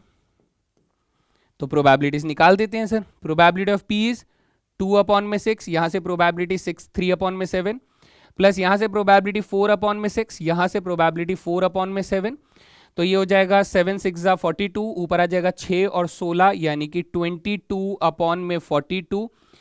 2 के टेबल में काटेंगे तो 11/21 हो जाएगा, and this is your final answer. बढ़िया, डन डना डन डन डन, है ना। चले फिर अगले सवाल की तरफ। ये रहा नेक्स्ट क्वेश्चन आपकी स्क्रीन पर। A bag contains 4 red balls and 3 black balls. A second bag contains 2 red balls and 4 black balls. One bag is selected at random. From the selected bag, one ball is drawn. Find the probability that the ball drawn is red. बेटा very easy question. मैं चाहता हूं कि आप लोग इस question को homework में रख दें, क्योंकि अब मैं थोड़ा सा चाहता हूं कि आप लोग इस पर वर्कआउट करें और आंसर निकालने की कोशिश करें। तो आंसर कहां चाहिए बेटा, कमेंट सेक्शन में आंसर देना है, ठीक है भाई। सेम क्वेश्चन है, इसलिए मैं इसे होमवर्क में डाल रहा हूं, क्योंकि अब तक मेरे ख्याल से आप लोगों का जो सेंस है, जो बेस है, वो बन चुका है। अब आप इसे कर सकते हैं, वेरी इजी क्वेश्चन है ना। चलिए नेक्स्ट क्वेश्चन, ये वाला सवाल देखिए। A factory has two machines A and B. दो machines हैं. Past records show that the machine A produced 60% of the items of the output and machine B produced 40% of the items. Further, 2% of the items produced by machine A were defective and 1% produced by machine B were defective. If an item is drawn at random, what is the probability that it is a defective item? है ना? Tree बनाइए पहले. सबसे पहले tree बनाने के साथ समझिए कि सर हमारा प्रोडक्शन जो है जहां से शुरू हुआ होगा तो पॉसिबिलिटी ये है कि वो मशीन ए से बना होगा. दूसरी पॉसिबिलिटी क्या है सर? वो मशीन बी से बना होगा. यही पॉसिबिलिटीज हैं, है ना? फिर आप कहेंगे सर मशीन ए से ऐसा हो सकता है कि डिफेक्टिव आइटम बना हो या फिर मशीन बी से नॉन डिफेक्टिव आइटम बना हो. मशीन बी से सर ऐसा हो सकता है कि डिफेक्टिव आइटम बना हो और मशीन बी से नॉन डिफेक्टिव आइटम बना हो. एनडी का मतलब नॉन डिफेक्टिव आइटम, है ना? ये हमारे पास ट्री बन जाएगा सर, पॉसिबिलिटी ट्री. ठीक है, तो अब मैं यहां से ये कहता हूं कि सर इसने मुझे बोला कि मशीन ए से प्रोड्यूस हुआ है वो सामान, इस बात की प्रोबेबिलिटी कितनी है? 60%. क्यों? क्योंकि 60% आइटम बेटा किसने बनाए हैं? मशीन ए ने बनाए हैं और मशीन बी ने बाकी 40% आइटम बनाए होंगे. ठीक है, तो मशीन ए ने डिफेक्टिव कितने बनाए हैं सर? मशीन ए ने 2% डिफेक्टिव आइटम बनाए हैं. मशीन ए ने 2% डिफेक्टिव आइटम बनाए हैं, तो 98% कैसे बनाएंगे? अच्छे आइटम बनाए होंगे. और मशीन बी ने 1% आइटम खराब बनाए हैं, तो 99% आइटम अच्छे बनाए होंगे. तो मशीन बी की आउटपुट अच्छी है, तो उसे ज़्यादा यूज़ करना चाहिए था. पागल लोग हैं यार, कुछ भी सेंस वेंस नहीं है. अच्छी मशीन को ज़्यादा यूज़ करना चाहिए था. चलो, अब हम लोग इसको लिखने की कोशिश करते हैं कि सर जो भी आइटम हम लोगों ने बनाया वो कैसा है? सर मशीन ए ने बनाया है, इस बात की प्रोबेबिलिटी 40% है. 40% यानी मैं इसे 40/100 लिख सकता हूँ, जिसे आप पलट कर बेटा 4/10 लिख सकते हैं. और वही आइटम मशीन बी ने बनाया हो, इस बात की प्रोबेबिलिटी सर गलत लिख रहे हो, गलत लिख रहे हो, गलत लिख रहे हो, बता रहा हूँ पहले, गलत लिख रहे हो. तो यहाँ पर हमारे पास फिर 40. भाई पहले वाली मशीन ने 60% की प्रोबेबिलिटी दी है, तो ये 6/10 हो जाएगा. और प्रोबेबिलिटी बी जो है वो 40% हो जाएगा, तो मैंने इसे 4/10 के बराबर लिख दिया. फिर हम कह रहे हैं कि सर हमें प्रोबेबिलिटी किस चीज़ की चाहिए? हमें चाहिए प्रोबेबिलिटी डिफेक्टिव होने की प्रोबेबिलिटी चाहिए बच्चे. किसकी? डिफेक्टिव होने की प्रोबेबिलिटी, है ना? सो हम कहेंगे सर प्रोबेबिलिटी डिफेक्टिव आइटम बनाया है मशीन ए ने. मशीन ए ने सर 2% डिफेक्टिव आइटम बनाए हैं, यानी 2/100 हो जाएगा. और मशीन बी ने डिफेक्टिव बनाया है, ये सर 1% का प्रोबेबिलिटी हो जाएगा. तो कटने तो वाला है नहीं और सिंप्लीफाई करने का कोई सेंस नहीं बन रहा है. तो मुझसे क्या पूछा जा रहा है? सर पूछा जा रहा है कि बताइए प्रोबेबिलिटी डिफेक्टिव होने की. सर डिफेक्टिव होने की प्रोबेबिलिटी हो जाएगी प्रोबेबिलिटी ए ने मशीन ए ने बनाया हो और उसने फिर डिफेक्टिव बनाया हो, है ना? या फिर सर मशीन बी को आपने चुना होगा और उसमें से डिफेक्टिव आइटम बनाया होगा. तो ये मेरे पास टोटल प्रोबेबिलिटी का स्टेटमेंट हो जाएगा. सो मशीन ए की probability 6/10 multiply 2/100 plus machine B की प्रोबेबिलिटी 4/10 इंटू में 1/100. तो ये हो जाएगा 6 दूनी 12, 4 16, 16/1000 आ जाएगा. तो 4 के टेबल में काटो या ना काटो, मैं काट के बता देता हूँ. आप इसे लिख सकते हो, एक डेसिमल हटाने पर 1.6% आप लिख सकते हो बेटा. इसे आप 1.6% लिख सकते हो. आप इस तरीके से प्रेजेंट कर दो, ये आंसर सही माना जाएगा. बिकॉज मोस्टली जो हमारे पास प्रोबेबिलिटीज दी गई हैं वो परसेंट में दी गई हैं, तो मैंने इसकी भी प्रोबेबिलिटी परसेंटेज में निकाल कर दे दिया है ना? बढ़िया जी, डन डना डन. बात समझ में आ जाती है. चलिए आगे चलें अगले सवाल पर. अब हम लोग आ रहे हैं बेयस थ्योरम में. नाउ बेयस थ्योरम क्या है? बेयस थ्योरम देखो बेटा, ये स्टेटमेंट अगेन आप लोगों को याद करने के लिए बोल दी जाती है और फिर से हम लोग याद तो नहीं करने वाले हैं. याद करने के बजाय हम लोग स्मार्टनेस दिखाएंगे, क्योंकि स्मार्टनेस बड़ी चीज़ होती है बेटा, सच में बड़ी चीज़ होती है. और अगर आप लोग और थोड़ा सा फोकस करो तो आप मुझे ये कह सकते हो सर ये नीचे वाला स्टेटमेंट अगर मैं इधर की तरफ देखूं तो क्या ये टोटल प्रोबेबिलिटी वाली स्टेटमेंट है या नहीं है? This is the total probability और नॉट, जो अभी तक हम लोगों ने बनाना सीखा था, है ना? टोटल प्रोबेबिलिटी का थ्योरम है ये. यानी डिनोमिनेटर में क्या आ रहा है सर? डिनोमिनेटर में टोटल प्रोबेबिलिटी आ रहा है और ऊपर इन्हीं में से कोई एक वैल्यू आ रही है बेटा. देखो यहां पर E1 ए गिवन E1 है, E2 ए गिवन E2 है, En ए गिवन En है. तो इन्हीं में से किसी एक इवेंट की प्रोबेबिलिटी ऊपर रख दी गई है. सर कुछ समझ में नहीं आया? आएगा, अभी आएगा, बताऊंगा मैं आपको. इसमें आप समझो उस चीज को. हम लोग वो वाले एग्जाम्पल को एक बार कॉपी कर लेते हैं. कौन से एग्जाम्पल को? जिससे हम लोगों ने टोटल प्रोबेबिलिटी को समझना शुरू किया था. अच्छा सर, ये देखिए, इसको हम लोग थोड़ा नीचे लेकर आते हैं अपने काम की जगह पर, एंड देन उसके बाद डिस्कस करते हैं, है ना। आ गया टोटल प्रोबेबिलिटी, बिल्कुल। ये देखिए सेम एग्जाम्पल रख रहे हैं, सेम, है ना, सेम एग्जाम्पल रख रहे हैं। इसी एग्जाम्पल पे वापस आइए। हमने कहा था कि सर जब हमसे बेस टोटल प्रोबेबिलिटी पूछी जाएगी तो सेकंड लेवल के अंदर की प्रोबेबिलिटी हमसे पूछी जाएगी। ये क्या हुआ, है ना, जो सेकंड लेवल की प्रोबेबिलिटी हमसे पूछी जाएगी, यानी इस वाले की प्रोबेबिलिटी हमसे पूछी जाएगी। क्या प्रॉब्लम है भाई, मैं लिखना चाहता हूं लेकिन लिख नहीं पा रहा हूं। इसकी प्रोबेबिलिटी पूछी जाएगी, यानी रेड या फिर ग्रीन होने की प्रोबेबिलिटी पूछी जाएगी। लेकिन अगर मैं बेस थ्योरम में जा रहा हूं तो बेस थ्योरम में अब मेरे से वो फर्स्ट लेवल की प्रोबेबिलिटी पूछेगी, इसकी प्रोबेबिलिटी पूछेगा, इसकी। तो इसमें क्या होता है सर, इसमें ये बोलता है कि मान लीजिए अब गेम को हम लोग थोड़ा उल्टा प्रोबेबिलिटी में पूछते हैं। गेम वही है कि सर आपने सबसे पहले किसी एक बॉक्स को चुना होगा, उस बॉक्स को चुनने के बाद वहां से आपने एक बॉल निकाली होगी। तो अभी तक मैं आपसे सवाल पूछ रहा था कि उस बॉल के लाल होने की प्रोबेबिलिटी बताओ या फिर उस बॉल के हरे होने की प्रोबेबिलिटी बताओ। सवाल अब क्या है, अब सवाल ऐसा है कि भैया हमने बॉल निकाला और वो निकला लाल, वो निकला लाल। कौन सा लाल, कौन सा लाल सर, एक ही तो लाल होता है ना बेटा, एक लाल ऐसा वाला भी था मेरा लाल, वो वाला लाल, है ना। तो बॉल कौन सा निकला, रेड, लाल। तो अब मुझे सवाल बताना है कि ये कि सर लाल बॉल तो निकल गया, गिवन कंडीशन दे दी कि लाल बॉल निकला। अब ये बताइए कि वो लाल बॉल बॉक्स नंबर ए से निकला है, बॉक्स नंबर बी से निकला है, या फिर बॉक्स नंबर सी से निकला है। तो यहां से बनते हैं हमारे पास तीन डिफरेंट सवाल। कौन कौन से सवाल बनते हैं, वो ये कहता है कि सर मान लीजिए हम लोगों ने पहला सवाल कौन सा बना कि लाल बॉल तो निकल गया, यानी गिवन कंडीशन रेड बॉल है।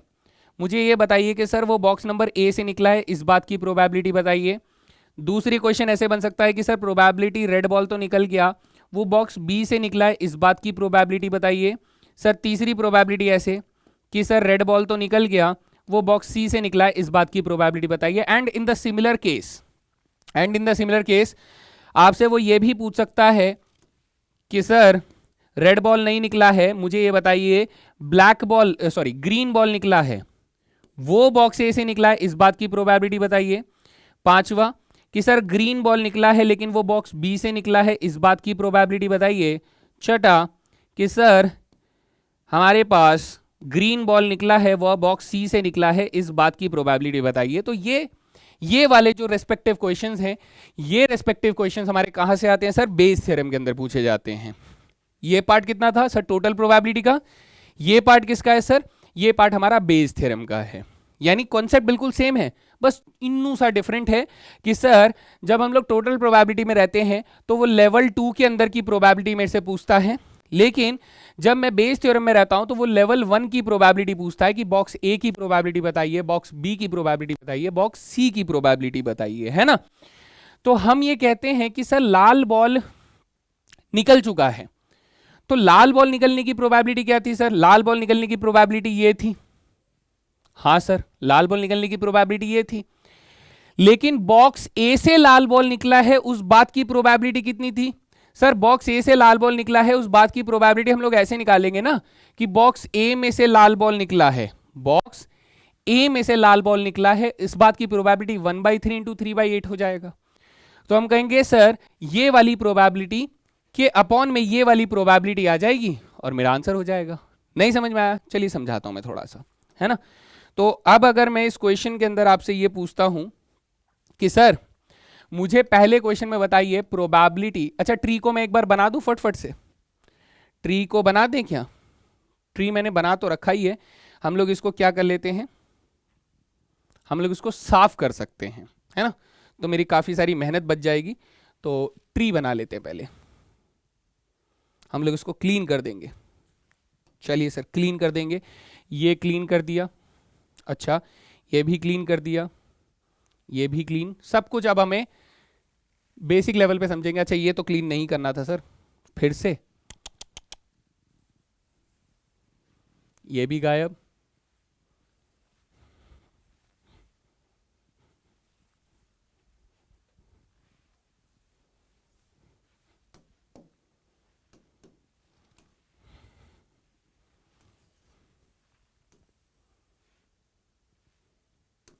ठीक है जी, ठीक है। अब ध्यान से सुनिएगा।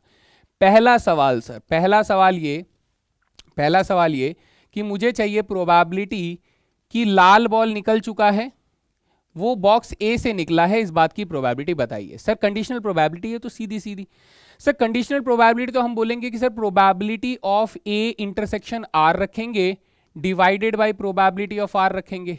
अच्छा हाँ सर, अब प्रोबेबिलिटी ऑफ आर तो बेटा टोटल प्रोबेबिलिटी से निकलेगा। वो कैसे निकलेगा सर? टोटल प्रोबेबिलिटी हम लोगों ने निकाला है कैसे करके बेटा? ऐसे करके। कैसे? प्रोबेबिलिटी रेड बॉल कहां से निकल सकता था सर? ए बॉल एक बैग से निकल सकता था तो ये ऐसे निकल सकता था, है ना। प्लस सर बी बैग से भी निकल सकता था तो ऐसे करके हम लोग निकाल सकते थे रेड बॉल। अच्छा प्लस सर सी बैग से भी निकल सकता था तो probability of C multiply probability of red ball given C. ये हम लोगों ने सीखा है भी टोटल प्रोबेबिलिटी के अंदर। अच्छा अब प्रोबेबिलिटी ए इंटरसेक्शन आर क्या होगा कि बॉक्स ए भी चुना गया हो और उसमें से लाल निकाला गया हो, तो हम कहेंगे कि सर ये कंडीशनल प्रोबेबिलिटी के मल्टीप्लिकेशन थ्योरम से हम कहेंगे कि sir probability of A multiply ये प्रोबेबिलिटी ऑफ क्या हो जाएगा? आर गिवन ए हो जाएगा, है ना। यहां से ही तो निकलेगा मल्टीप्लिकेशन थ्योरम से, सीखा हुआ है ना हमने। तो ये हो गया हमारे पास probability of A given R. अब जिनको ये बनाना नहीं आता है उनके लिए मैं जुगाड़ बताता हूं। जुगाड़ ये कि सर आपको अगर ए गिवन आर की प्रोबेबिलिटी चाहिए तो आप इसको पलट कर बेटा आर गिवन ए कर देना बस, है ना।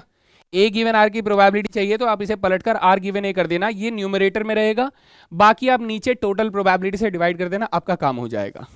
डन, ठीक है, ये जुगाड़ है। ओके तो सर अब वैल्यूज निकाल कर देखते हैं। वैल्यूज क्या आएंगी?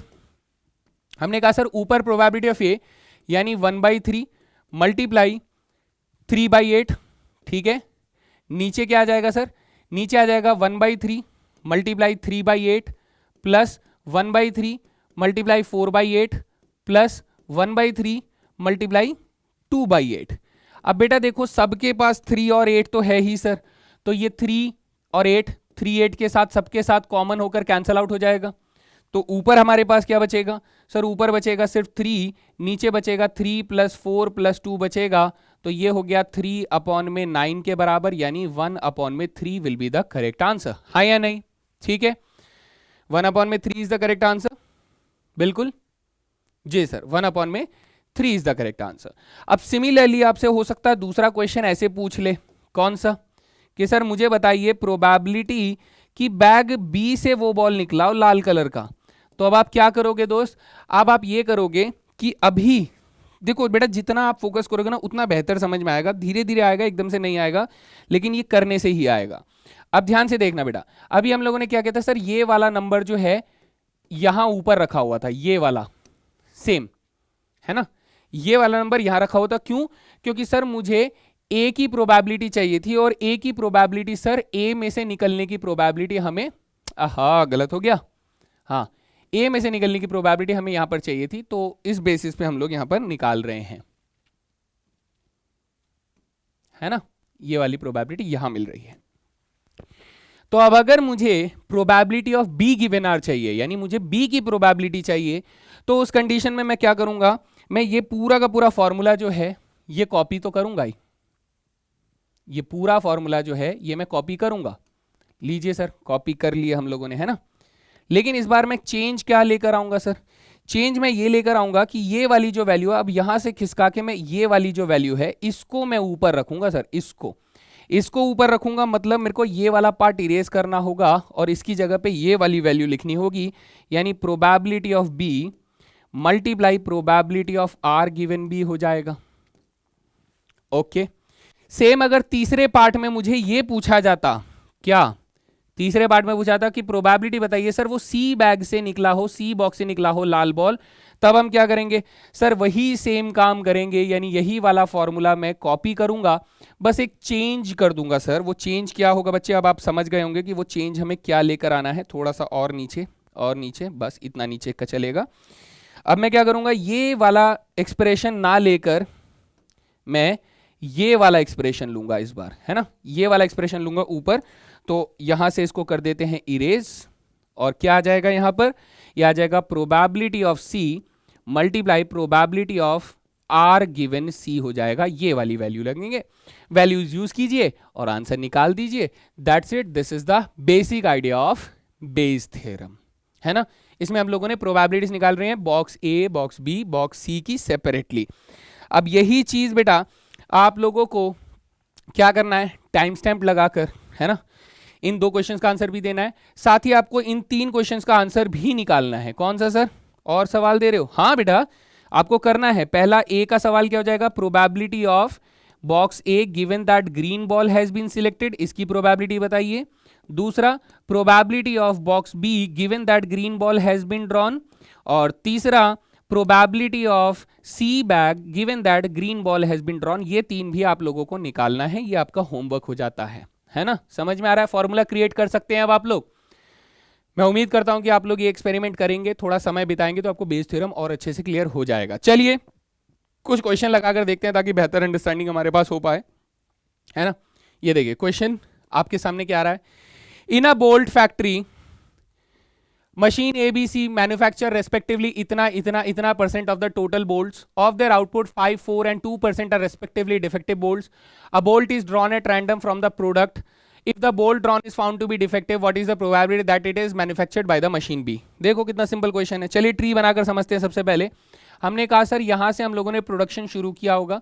अब ये प्रोडक्शन 3 मशीन के थ्रू बनी है, ए मशीन, बी मशीन और सी मशीन, ठीक है। ए मशीन, बी मशीन, सी मशीन, इनकी रेस्पेक्टिव प्रोबेबिलिटीज दे रखी है बेटा 25%, यहां से दे रखा है 35% और यहां से दे रखा है 40%। अच्छा सर, ए मशीन ने डिफेक्टिव आइटम बनाया होगा या फिर नॉन डिफेक्टिव आइटम बनाया होगा, बी मशीन ने डिफेक्टिव बनाया होगा या फिर नॉन डिफेक्टिव आइटम बनाया होगा, और सी मशीन ने डिफेक्टिव बनाया होगा या फिर नॉन डिफेक्टिव आइटम उसने बनाया होगा। अच्छा, ए मशीन की डिफेक्टिव आइटम कितना है बेटा, 5% का डिफेक्टिव आइटम है, नॉन डिफेक्टिव 95% हो जाता है। बी का 4% है तो 4% डिफेक्टिव आइटम है तो 96% जो होगा नॉन डिफेक्टिव हो जाएगा यहाँ पर। और डी इसका डिफेक्टिव कितना है, 2% है तो 2% ये डिफेक्टिव बना रहा है तो 98% जो है वो नॉन डिफेक्टिव बना रहा है। ये हमारे पास कुछ कुछ वैल्यूज हम लोग यहाँ पर समझ जाते हैं कि ए की प्रोबेबिलिटी, ठीक है, बी की, ठीक है, और सी की, यहाँ से डिफेक्टिव की और नॉन डिफेक्टिव की, डिफेक्टिव की एंड नॉन डिफेक्टिव की। चलिए बढ़िया है ना, बेसिक लेवल की अंडरस्टैंडिंग हमारी तैयार हो गई। ये हमारा ट्री बन चुका है। अब सर इनको लिखने की कोशिश करते हैं मैथमेटिकली। हमने कहा सर मशीन ए ने प्रोडक्शन करी होगी, the bolt is produce by machine A is 25%, यानी 25/100 हो जाएगा। मशीन बी ने प्रोड्यूस किया होगा वो 35/100 हो जाएगा, और मशीन सी ने प्रोड्यूस किया होगा वो 40/100 हो जाएगा, है ना। बढ़िया जी सर। मशीन ए ने डिफेक्टिव बनाया होगा, इस बात की प्रोबेबिलिटी 5% है। मशीन बी ने डिफेक्टिव बनाया होगा, इस बात की प्रोबेबिलिटी 4% है। मशीन सी ने बेटा डिफेक्टिव बनाया होगा, इस बात की प्रोबेबिलिटी 2% है। अच्छा सर, तो हमसे पूछ रहा है कि सर बताइए प्रोबेबिलिटी कि मशीन बी ने डिफेक्टिव बनाया होगा, if the drawn bolt is found to be defective, what is the probability that it is manufactured by the machine B. यानी बी की प्रोबेबिलिटी मांग रहा है given that the bolt is defective. तो इसको पलट दो तो क्या आ जाएगा बेटा, प्रोबेबिलिटी ऑफ क्या आ जाएगा दोस्त, बी आ जाएगा, और बी के साथ क्या आ जाएगा, defective given that probabilities bolt is produce by B, और डिवाइडेड बाय बेटा टोटल प्रोबेबिलिटी। टोटल प्रोबेबिलिटी में आ जाएगा probability of A multiply probability D given A plus probability of B multiply probability of D given B plus probability of C multiply probability of D given C. अच्छा sir, ठीक है, values रखो, answer निकाल लो। अब देखो answers हम लोग निकालने की कोशिश करते हैं। यहां से ये हो जाएगा प्रोबेबिलिटी ऑफ बी यानी 35/100 multiply 4/100 divided by 25/100 multiply 5/100 plus 35/100 multiply 4/100 plus 2/100 40/100 multiply 2/100। चलिए, तो हम कहेंगे सर सबके पास 100 है तो ये काट दें। ये देखो बेटा, इसके पास 100 है, इसके पास 100 है, तो सबके 100 कॉमन लेकर हम लोग काट सकते हैं, कट गए। अब बेटा 5 के टेबल में देखो सारे ऊपर वाले नंबर कट जाएंगे, 5 7 जा 35, 5 5 जा 35, 5 7 जा 35, 5 8 जा 40। अब और कुछ तो कटने वाला है नहीं, तो हम लोग रेस्पेक्टिवली इसको मल्टीप्लाई करते हैं और देखते हैं आंसर क्या आने वाला है। 7 4 जा ऊपर बच्चे 28 आ रहा है, ओके। नीचे क्या आ रहा है सर, 5 5 जा 25 आ रहा है, प्लस 28 आ रहा है, और प्लस 8 2 जा 16 आ रहा है। सो दिस इज 28 अपॉन में इनका एडिशन कितना हो गया, 5 6 11, पीछे आ गया 9, ठीक है। 2 2 4 और 1 5 और 1 6, यानी ये हमारे पास नंबर आ रहा है। फर्दर ये कटने वाला है नहीं, तो 28 अपॉन में 69 इज माई करेक्ट आंसर। मजा आया है ना। ये तो पहला सवाल भैया, इसका बेसिक लेवल पे अंडरस्टैंडिंग तैयार है कि नहीं, बढ़िया। चले फिर अगले सवाल की तरफ। तो देखें भाई, समझ में आ रहा है ना, बेस थ्योरम बेसिक लेवल पे तैयार हो गया है। तो चलते हैं फिर अगले सवाल पे। तो ये रहा next question on your screen.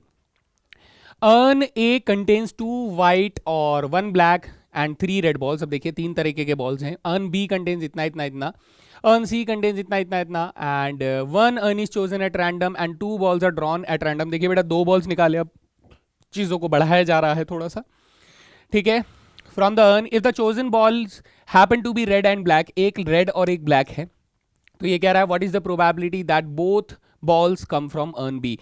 अच्छा सवाल है, आराम से करिएगा, कोई जल्दबाजी नहीं। एक बार अगर समझ में आ जाएगा तो फिर आप इस क्वेश्चन को जितनी बार चाहे उतनी बार रिपीट कर सकते हैं। देखिएगा, हम लोग इसको सेट करने की कोशिश कर रहे हैं। सर हमारा जो एक्सपेरिमेंट है वो यहाँ से शुरू हुआ, मान लीजिए यहाँ से हम लोग शुरू करते हैं। तो हमने कहा कि सर यहाँ से हम लोग 3 पॉसिबिलिटीज निकल कर आती हैं, पहली, दूसरी और तीसरी पॉसिबिलिटी निकल कर आती है कि हमने पहले वाले अर्न को सिलेक्ट किया होगा, हमने दूसरे वाले अर्न को सिलेक्ट किया होगा, हमने तीसरे वाले अर्न को सिलेक्ट किया होगा। देयर आर 3 पॉसिबिलिटीज, है ना। तो ये हो गया हमारे पास अर्न ए की पॉसिबिलिटी, अर्न बी की पॉसिबिलिटी और अर्न सी की पॉसिबिलिटी, ठीक है। सर अर्न ए के अंदर जो है वो 2 वाइट 1 ब्लैक 3 रेड है, 2 वाइट 1 ब्लैक और 3 रेड बॉल्स हैं। अच्छा, और दूसरे वाले में 3 सफ़ेद 2 काले 4 लाल हैं, 3 सफ़ेद 2 काले और 4 लाल हैं। जबकि सी के अंदर हमारे पास 4 सफ़ेद 3 काले 2 लाल हैं, 4 सफ़ेद 3 काले और 2 लाल बॉल हैं। अच्छा, तो हम कहते हैं कि सर इन सब की प्रोबेबिलिटीज़ कितनी होगी। भाई देखो तीनों अर्न जो है वो मेरे लिए सेम सेम से थे, तो 1/3 की प्रोबेबिलिटी से तीनों की सिलेक्शन की प्रोबेबिलिटी हो जाएगी। ये मैं यहीं पर आप लोगों को समझाते हुए चल रहा हूँ, क्योंकि तीनों सेम है, रैंडमली सिलेक्शन हुआ है। अच्छा, अब इसमें से क्या हो सकता है सर, इसमें से हम लोग सिर्फ बहुत ज़्यादा कॉम्प्लिकेटेड नहीं कर रहे हैं। हालांकि 3 पॉसिबिलिटीज हो सकती है, सफ़ेद भी निकल सकता है, काला भी निकल सकता है, लाल भी निकल सकता है। हम लोग सिर्फ उसी की बात करते हैं जो कि हमें गिवन दिया गया है। उसने बोला है कि सर एक लाल और एक काला, एक लाल एक काला आपको निकालना है बेटा। तो हम लोग एक कॉम्बिनेशन निकाल के दे रहे हैं कि सर यहाँ पर अलग अलग तरीके से बॉल निकल सकते हैं, लेकिन हम लोग यहाँ से कॉम्बिनेशन निकाल रहे हैं लाल और एक काले बॉल की। यहाँ से भी कॉम्बिनेशन निकलेगा बेटा एक लाल और एक काले बॉल की, और यहाँ से एक कॉम्बिनेशन निकलेगा एक लाल और एक काले बॉल की। तो इनकी रेस्पेक्टिव प्रोबेबिलिटीज आपको थोड़ा सा दिमाग लगाना पड़ेगा, बिकॉज कॉम्बिनेशन का इस्तेमाल होगा। कैसे, अब ध्यान से सुनिएगा। हम कहते हैं कि सर लाल बॉल 2 कितने हैं, 3 है, काला 1 है। तो हम कहेंगे सर मुझे 3 में से एक लाल बॉल निकालना है और मुझे 1 में से एक काला बॉल निकालना है। तो ये तो हो गई इसकी फेवरेबल आउटकम की काउंटिंग। मैं फिर से बोल रहा हूँ, 3 लाल बॉल हैं, 1 काला है, तो 3 में से एक लाल बॉल चुन लिया और 1 में से एक काला बॉल हम लोगों ने चुन लिया, ठीक है। यहां सर 4 लाल हैं 2 काले हैं, तो मैंने 4 में से एक लाल बॉल चुन लिया और 2 में से एक काला बॉल चुन लिया। अच्छा सर यहां हमारे पास 3 काले और 2 लाल हैं, तो मैंने 2 में से एक लाल बॉल चुन लिया और 3 में से एक काला बॉल चुन लिया, ठीक है। तो इनकी प्रोबेबिलिटीज अगर मुझे बनानी हो तो मैं कहूँगा सर टोटल बॉल कितने हैं, 3 2 5 और 1 6, यानी 6 में से 2 बॉल्स मैंने सिलेक्ट किए होंगे, उसमें से ये फेवरेबल आउटकम की प्रोबेबिलिटी बनकर आती है। यहाँ टोटल 4 2 6 3 9, यानी सर 9 में से 2 बॉल्स निकाली होंगी, इस बात की रेस्पेक्टिव प्रोबेबिलिटी हो जाएगी। और यहाँ 4 3 7 और 2 9, यानी यहाँ पर भी 9C2 की प्रोबेबिलिटी हमारे पास बन जाएगी। तो ये थोड़ा सा भयानक सवाल हुआ कॉम्बिनेशंस के बेसिस पे। तो हम लोग एक एक करके निकालते हैं और इनकी वैल्यूज को लिख देते हैं कि सर प्रोबेबिलिटी ऑफ ए कितना है हमारे पास, that is 1/3। Probability of B कितना है, 1/3। और प्रोबेबिलिटी ऑफ सी कितना है, 1/3। अच्छा, हम कह रहे हैं कि सर प्रोबेबिलिटी हमें चाहिए, सपोज कीजिए इस इवेंट को हम लोगों ने क्या नाम दे दिया, ई नाम दे दिया। लेट अस से इस इवेंट को हम लोगों ने ई नाम दिया है, तो हम कहेंगे कि सर ई इवेंट जो है वो ए होने के बाद कितना आ रहा है, सर वो आ रहा है 3c1 1c1 3c1 into 1c1 divided by 6c2, ठीक है।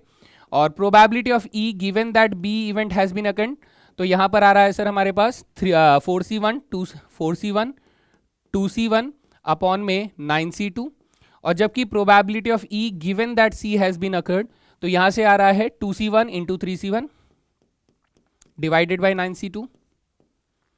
ये हमारे पास ऐसे करके वैल्यूज आ रही है। तो हम लोगों को थोड़ा इसको कैलकुलेट कर लेना चाहिए, जैसे कि ये हो गया 3 1 जा 3 और नीचे आ गया 6c2 यानी 15, तो ये आ जाएगा 3 अपॉन में 15, जिसको मैं 1/5 लिख सकता हूं, ठीक है सर, ओके। यहां देखेंगे ये हो जाएगा 4c1 4 2 जा 8, तो 8 अपॉन में 9c2 अगर करेंगे तो 9 8 जा 72 का हाफ करेंगे तो 36 आ जाएगा, तो 4 के टेबल में 2 बार और 4 के टेबल में 9 बार कट जाएगा, ओके। यहां देखेंगे यहां से 2 3 जा 6 हो जाएगा और यहां पर हमारे पास 36 आ जाएगा, तो ये 1/6 टाइम्स कट जाएगा, ये ऐसे कट जाएगा, है ना। तो ये रेस्पेक्टिव प्रोबेबिलिटी से आ गई, इसकी रेस्पेक्टिव प्रोबेबिलिटी, इसकी रेस्पेक्टिव प्रोबेबिलिटी और इसकी रेस्पेक्टिव प्रोबेबिलिटी, ठीक है। हमें क्या चाहिए सर, हमें चाहिए ये जो लाल और काला बॉल आपने निकाला है, ये अर्न बी में से निकाला है, इस बात की प्रोबेबिलिटी बताइए। अच्छा जी, तो हमें बोल रहा है कि सर प्रोबेबिलिटी बताइए बी अर्न की, गिवन दैट कि लाल और काले बॉल निकल चुके हैं। तो ये कैसे निकलेगा सर, ये निकलेगा कि हम लोगों ने बॉग बी को ही चुना होगा, उसी में से हम लोगों ने लाल और काला बॉल निकाला होगा, है ना, डिवाइडेड बाई, इसमें सर टोटल प्रोबेबिलिटी हम लोग लगा देंगे, that is probability of A multiply probability of E given A plus probability of B multiply probability of E given B plus probability of C multiply probability of E given C, है ना। Values रखेंगे, cancel वगैरह करने के बाद answer आ ही जाएगा। तो चलिए वैल्यू रखकर मैं इसको कैलकुलेट भी करवा देता हूं। प्रोबेबिलिटी ऑफ बी कितना है सर, 1/3 मल्टीप्लाई हमारे पास इसका कितना है 2/9, so this is 2/9 divided by क्या आ जाएगा 1/3 multiply 1/5 plus 1/3 multiply 2/9 plus 1/3 multiply 1/6, okay. तब आप कहेंगे सर देखो ये 6 3 जो है ये 3 से कैंसिल, ये 3 से कैंसिल, ये 3 से कैंसिल, सारे 3 से कैंसिल हो गए। अब ऊपर हमारे पास 2/9 है, जबकि नीचे हमें एलसीएम लेना पड़ेगा। So let's solve this. तो ऊपर हमारे पास 2/9 है, नीचे हमारे पास एलसीएम आ जाएगा। एलसीएम कितना आ जाएगा 5 और 6 का 30 और 9 का अगर हम लोग लेंगे तो 90 आ जाएगा, 90 नहीं, हाँ 90 आ जाएगा। तो ये यहाँ पर 90 हमारा एलसीएम आ जाएगा। तो 5 के टेबल में 18 टाइम्स हो जाएगा, प्लस 9 के टेबल में 20 टाइम्स, तो 20 इंटू 2 40 हो जाएगा, प्लस 6 के टेबल में 15 टाइम्स, तो यहाँ पर 15 आ जाएगा। अब कैंसिल और करते हैं सर, और कैंसिल करेंगे तो 9 के टेबल में 10 टाइम्स कट जाएगा, 10 ऊपर चलाएगा तो 20 बन जाएगा, यानी हमारे पास कितना आ जाएगा दोस्त 20 अपॉन में कितना आ जाएगा 18 और 15, है ना, 18 और 15 ये हो जाएंगे 20 33, तो 73 यहां पर हमारे पास आ जाएगा। So this is the probability that 73 हमारे पास ये वैल्यू बनकर आ रहा है। 20 अपॉन में 73 इज द प्रोबेबिलिटी, है भैया। डन डना डन, बात समझ में आ गई। इस तरीके से आप बाकियों के भी निकाल सकते हैं। तो कोशिश जरूर कीजिएगा कि अर्न ए का भी आप निकाल लें, अर्न सी का भी आप निकाल लें।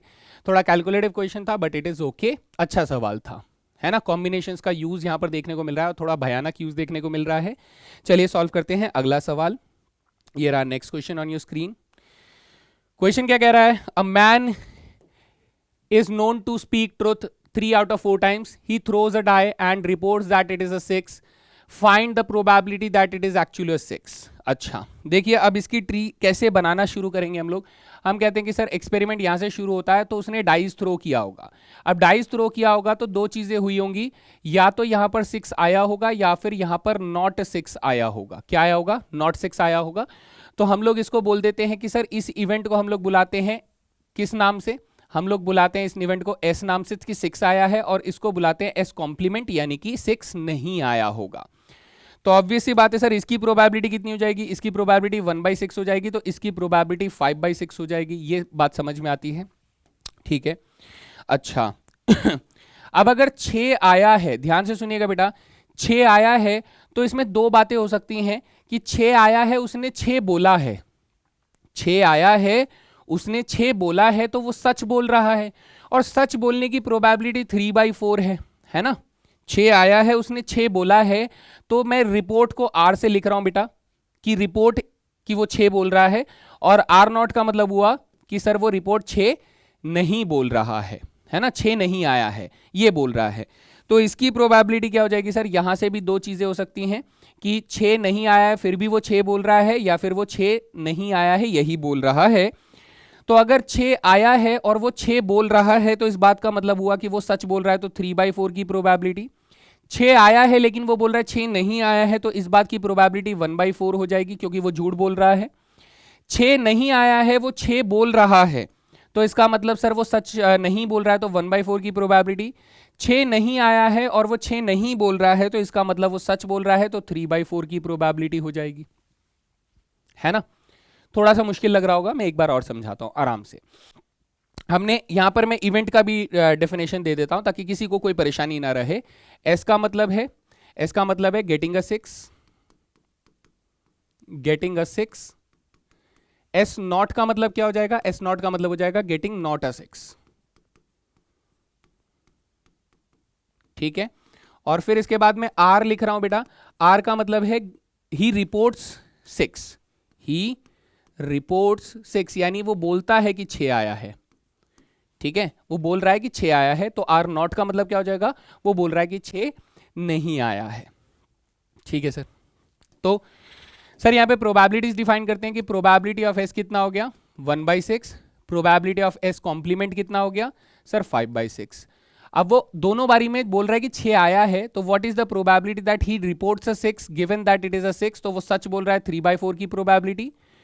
सर वो बोल रहा है कि 6 आया है मगर 6 नहीं आया है, इस बात की प्रोबेबिलिटी, यानी वो झूठ बोल रहा है, ये हो गया हमारे पास।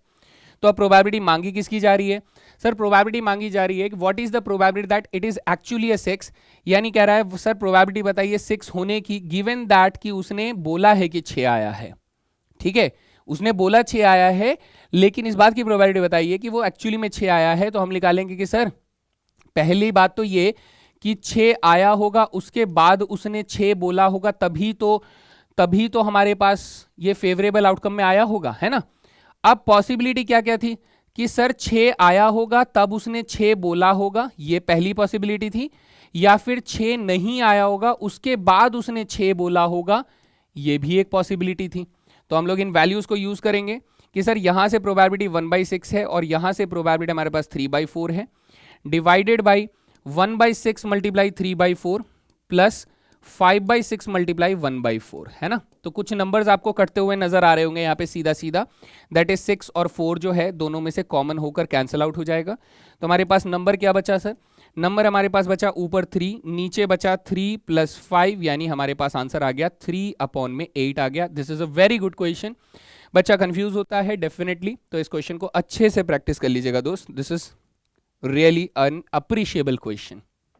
बढ़िया, चलिए एक और सवाल लगाते हैं।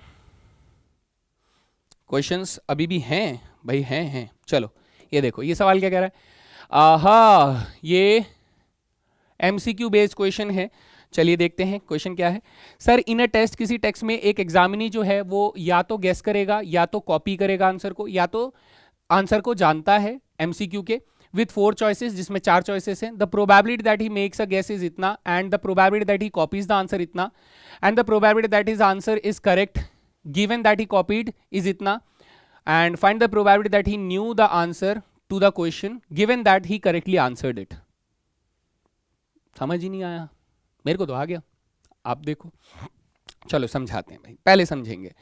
हमने कहा कि सर बच्चा अपना एक्सपेरिमेंट शुरू करता है टेस्ट के अंदर, वो किसी क्वेश्चन को क्या करता है 3 तरीकों से अटेम्प्ट करता है।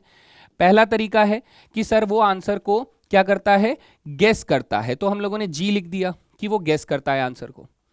सर या तो वो क्या करता है, कॉपी करता है, तो सी लिख दिया।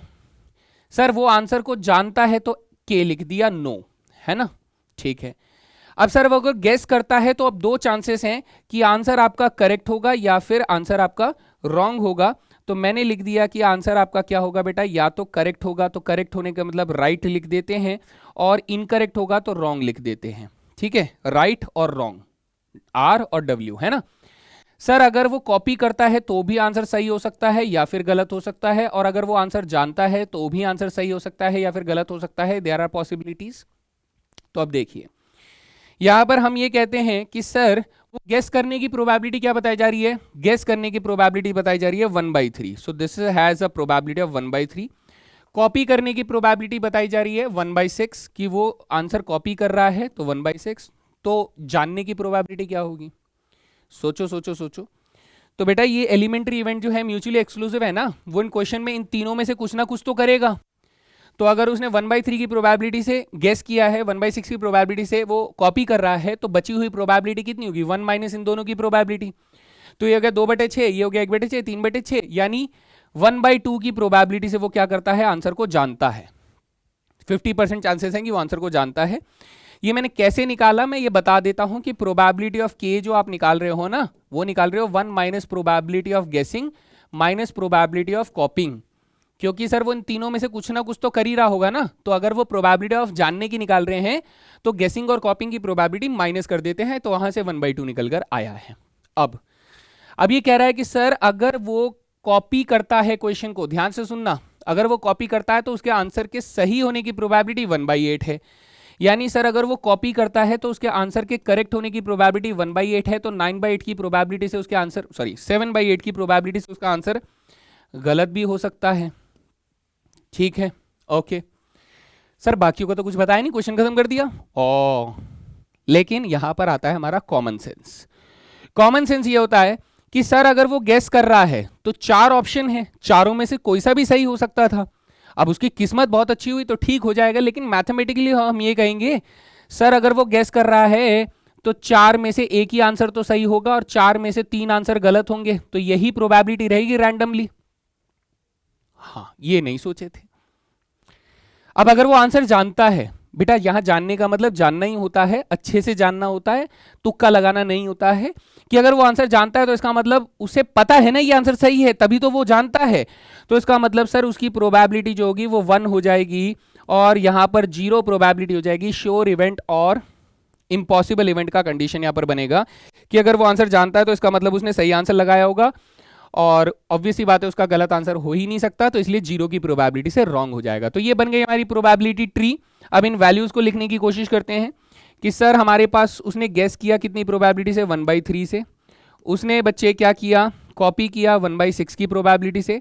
वो आंसर को जानता था कैसे बेटा, 1/2 की प्रोबेबिलिटी से। ठीक है सर, उसका आंसर सही हुआ यानी राइट हुआ, गिवन दैट उसने गेस किया था तो 1/4 की प्रोबेबिलिटी से।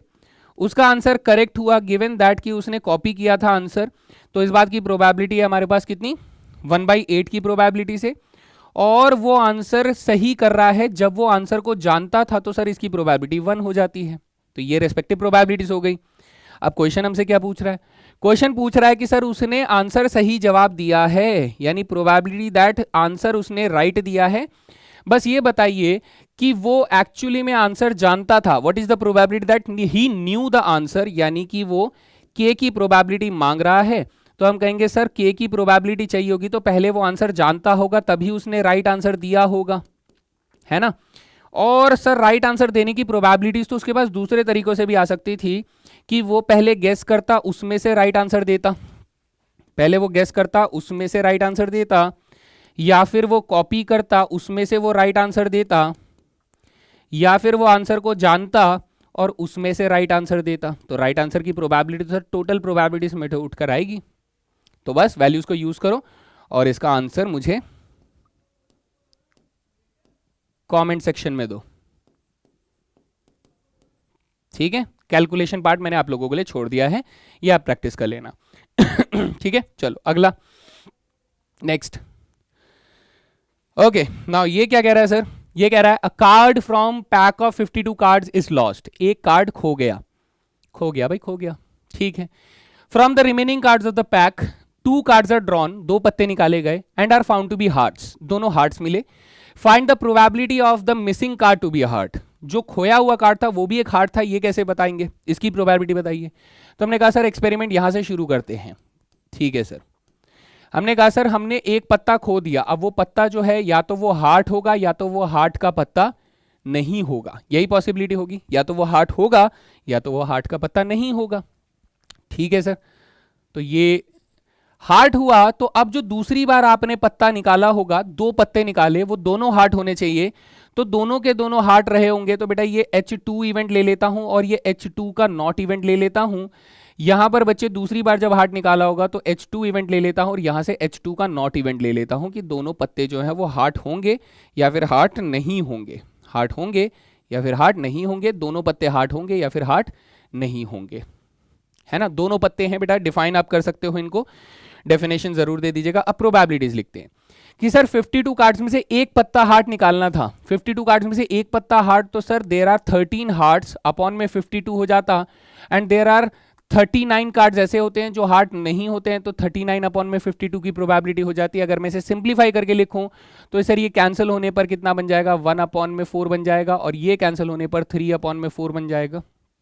ओके, अब इसे समझिएगा बेटा, बहुत इंपॉर्टेंट पार्ट हो गया ये, है ना। अब यहां पर कंफ्यूज आप हो सकते हैं डेफिनेटली। मैं कहता हूं कि अगर आपका पत्ता जो खोया है, the lost card is heart, अगर आपने जो खोया हुआ पत्ता है वो एक हार्ट का था, तो अब आपके पास 13 टोटल में हार्ट्स होते हैं, तो एक पत्ता खो गया तो अब आपके पास 12 हार्ट्स रहे होंगे, है ना। तो उसमें से हार्ट निकालने की प्रोबेबिलिटी क्या हो जाती है सर, 12 हार्ट्स बचे होंगे, उसमें से मुझे 2 निकालने थे, और सर एक पत्ता खो चुका है तो 51 C2 हो जाएगा, यानी टोटल कार्ड्स कितने बचे होंगे, मेरे पास 51 C2 बचे होंगे। मैं इसकी प्रोबेबिलिटी नहीं निकाल रहा बिकॉज मुझे चाहिए नहीं, तो अपना टाइम वेस्ट मत करो, ठीक है। ये इसकी रेस्पेक्टिव प्रोबेबिलिटी हो जाएगी। मैं आपको इसको फिर से एक्सप्लेन कर देता हूं, समझिए इसको। पहले मेरे पास कितने कार्ड्स थे सर, मेरे पास 52 कार्ड्स थे, है ना। पहले मेरे पास 52 कार्ड्स थे, जिसमें बेटा 13 हार्ट्स कार्ड्स थे और 39 हमारे पास हार्ट नहीं होते हैं वो वाले कार्ड्स थे। अब आपने एक पत्ता अगर हार्ट खो दिया बेटा, अगर आपने हार्ट खो दिया, तो अब मेरे पास बेटा 12 हार्ट्स बचे होंगे और 39 नॉन हार्ट्स बचे होंगे। और अगर मैंने एक नॉन हार्ट कार्ड को खोया है तो अब मेरे पास 13 हार्ट्स बचे होंगे, लेकिन अब मेरे पास 38 नॉन हार्ट्स कार्ड्स बचे होंगे। इस कंडीशन को आप समझ पा रहे हैं ना, पॉसिबिलिटी को समझिए बेटा, है ना। तो ये पॉसिबिलिटी को अगर मैं यूज करता हूं तो मैं यहां से कहूंगा कि सर अगर हार्ट वाला पत्ता के अलावा कोई पत्ता खोया होता तो अब मेरे पास 13 के 13 हार्ट्स बचे होते, उसमें से मैं 2 कार्ड्स निकालता और डिवाइडेड बाय अभी भी सर एक हार्ट कम हो गया होता, तो 51 C2 हो जाता। तो this is the probability. Okay, तो अब इनको लिखने की कोशिश करते हैं।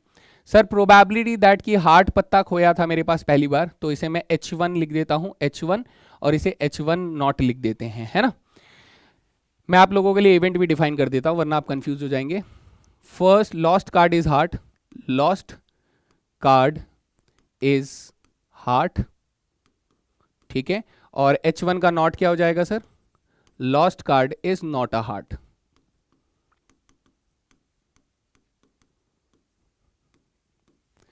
और H2 इवेंट हम लोगों ने क्या कहा, two drawn cards are heart, two drawn cards are hearts, ठीक है सर, डिफाइन कर दिया। अब प्रोबेबिलिटीज डिफाइन करते हैं। Probabilities, sir probability of heart कितना हो गया, 1/4। Probability of heart non hearts कितना हो गया सर, 3/4। अच्छा, प्रोबेबिलिटी दैट दोनों कार्ड्स आपने हार्ट निकाले हैं, गिवन दैट कि खोया हुआ पत्ता एक हार्ट था, तो ये हो जाएगा 12 C2 अपॉन में 51 C2। और प्रोबेबिलिटी ऑफ कि दोनों पत्ते आपने हार्ट निकाले हैं, गिवन दैट कि आपने जो पत्ता खोया था वो हार्ट नहीं था, इस बात की probability 13 C2 divided by 51 C2 हो जाएगा, है ना। तो सर निकालना क्या है, मुझे निकालना है कि sir find the probability that the missing card is to be heart, और आपने जो कार्ड निकाले वो हार्ट हैं, तो probability that the missing card is also heart, given that जो आपने जो कार्ड निकाले वो हार्ट हैं, तो H1 की प्रोबेबिलिटी हो जाएगी। अच्छा, यहाँ पर H1 भी तो लिखने हैं, है ना, this is H1, this is H1। Okay, चलिए, तो इसके लिए मैं निकालूंगा क्या, प्रोबेबिलिटी ऑफ, पहले आपने हार्ट खोया होगा, उसमें से बेटा हार्ट खोने के बाद आपने दोनों कार्ड्स हार्ट निकाले होंगे, हैं जी। सर ये चीज तो 2 तरीकों से हो सकती थी, हार्ट निकालने के बाद आपने दोनों हार्ट्स निकाले होंगे, या फिर आपने एक नॉन हार्ट कार्ड को खोने के बाद आपने दोनों हार्ट्स निकाले होंगे, है ना। तो ऐसे में सर वैल्यूज रखो, आंसर निकालो। तो आंसर वैल्यूज रखते हैं बेटा, वैल्यूज कितनी है sir 1/4 multiply by 12C2 upon में 51C2 divided by 1/4 multiply 12C2 divided by 51C2 plus 3/4 multiply 13C2 divided by 51C2। Okay, so ऐसे केस में हम कहेंगे सर देखो 4 से 4 कैंसिल, 51C2 से 51C2 कैंसिल, सब 4 और 51C2 कैंसिल हो गए। तो ऊपर नंबर बचा मेरे पास 12C2। 12C2 कितना होता है 12 गुना 11 132 का आधा, यानी 6 × 11 66 आ जाएगा। नीचे आ जाएगा 66 प्लस हमारे पास कितना आ जाएगा 13C2 यानी 13 छिके 78, 78 गुना 3, 78 गुना 3, 3 अट्ठे 24, 3 सत्ते 21 और 2 23, 234 कितना आ जाएगा दोस्त 234। सो ये हो जाएगा 66 अपॉन में 6 4 10, 6 3 9 और 1 और 10, तो ये 300 आ जाएगा। 6 के टेबल में 11 टाइम्स कटा, 6 के टेबल में 50 बार कटा, तो 11 अपॉन में 50 इज द रिक्वायर्ड प्रोबेबिलिटी। बढ़िया भाई, है ना। ठीक है, तो अच्छा सवाल था। ऐसे क्वेश्चंस को प्रैक्टिस कीजिए, बहुत अच्छे से प्रैक्टिस कीजिए, दिल लगाकर प्रैक्टिस कीजिए। एंड इसी के साथ हम लोग चलते हैं आखिरी सवाल, और ये मेरे मानने में तो बच्चों को बहुत परेशान करता है। ये वाला क्वेश्चन बहुत अलग ही लेवल पे परेशान करता है। तो मैं इस क्वेश्चन को आराम से आप लोगों को पढ़ने के लिए बोलूंगा कि आराम से 1-2 बार पढ़ें और फिर उसके बाद इसका ट्री बनाएं। और एक बार अगर आपने ट्री बना दिया तो ये क्वेश्चन इतना आसान हो जाएगा ना, आप यूं निकालोगे क्वेश्चन। चलो देखो ध्यान से, कह रहे suppose that the reliability of an HIV test is specified as follows. Of people having HIV, जिनको HIV है उनको 90% जो टेस्ट है वो डिटेक्ट कर लेता है, जबकि 10% जो है अनडिटेक्ट हो जाते हैं, यानी उनको रिपोर्ट में नेगेटिव आ जाता है। जिनको HIV है उनको नेगेटिव दिखाता है। Of the people free of HIV, जिनको HIV नहीं है, टेस्ट उनको 1% ये भी बता दे कि भाई तुम्हें है, हो गलत रिपोर्ट बता दी, उसका तो जीवन खराब हो गया भाई, वो बेकार में अब जग सूना सूना लगे गाना गाता हुआ फिरेगा, है अच्छा नहीं लगेगा। चलो कोई बात नहीं, हमें उनके साथ सिंपैथी है, वो दोबारा टेस्ट करा लेंगे। तो यहां कह रहा है कि सर जिनको HIV नहीं है उनको बता दिया गया 1% लोगों को कि भैया तुम्हें HIV है। तो अब ये बता रहा है कि पूरी पॉपुलेशन में 0.1% लोगों को HIV है, from a large population of which only 0.1% have HIV। उनमें से एक आदमी को उठाया गया, उसका टेस्ट में क्या आया, पॉजिटिव आया। तो बताइए कि उसे एक्चुअली में HIV थी, इस बात की प्रोबेबिलिटी बताइए। सर ट्री बहुत बढ़िया बनेगा, इसमें ध्यान से देखना। हम लोगों ने एक्सपेरिमेंट ऐसे शुरू किया, यहां से हमने कहा सर ये पूरा पॉपुलेशन है, इनमें से एक आदमी को पकड़ा। अब वो आदमी जो है 2 तरीकों से चुना जा सकता है बेटा, या तो उसको HIV है या तो उसको HIV नहीं है। हाँ सर, है ना, या तो उसको HIV है या तो उसको HIV नहीं है।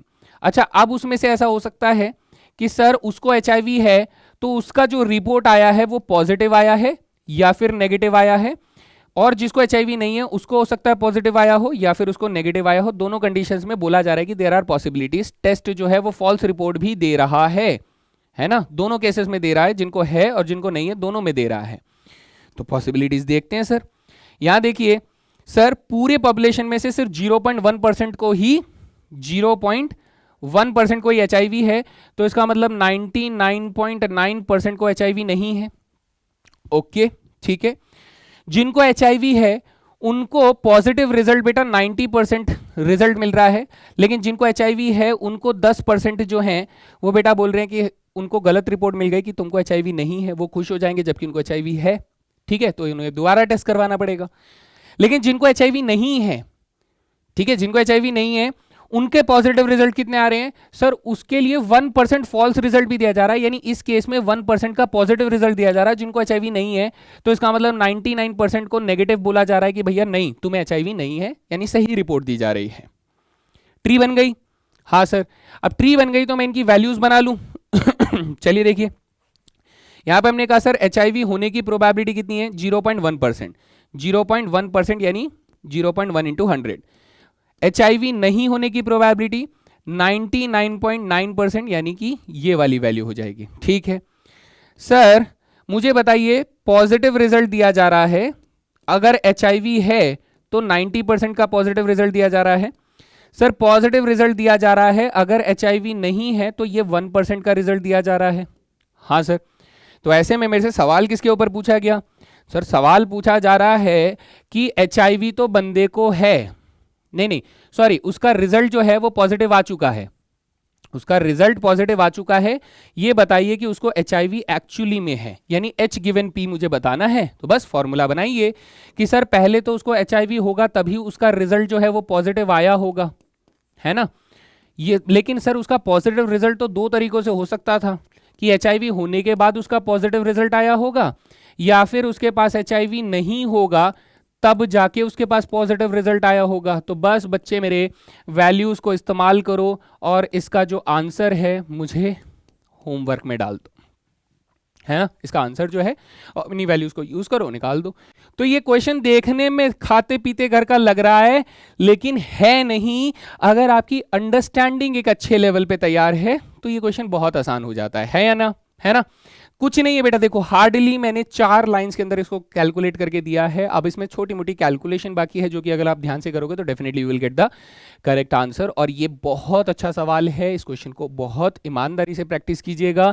बाकी एनसीईआरटी के क्वेश्चंस अच्छे से प्रैक्टिस कीजिए, आपको कोई हेल्प बुक यूज़ करनी है आप वो यूज़ कर लीजिए, लेकिन यहाँ से क्वेश्चन आने के चांसेस बहुत अच्छे हैं। टोटल प्रोबेबिलिटी या फिर बेस थ्योरम से क्वेश्चन आता है और अच्छे मार्क्स भी देकर जाता है ना।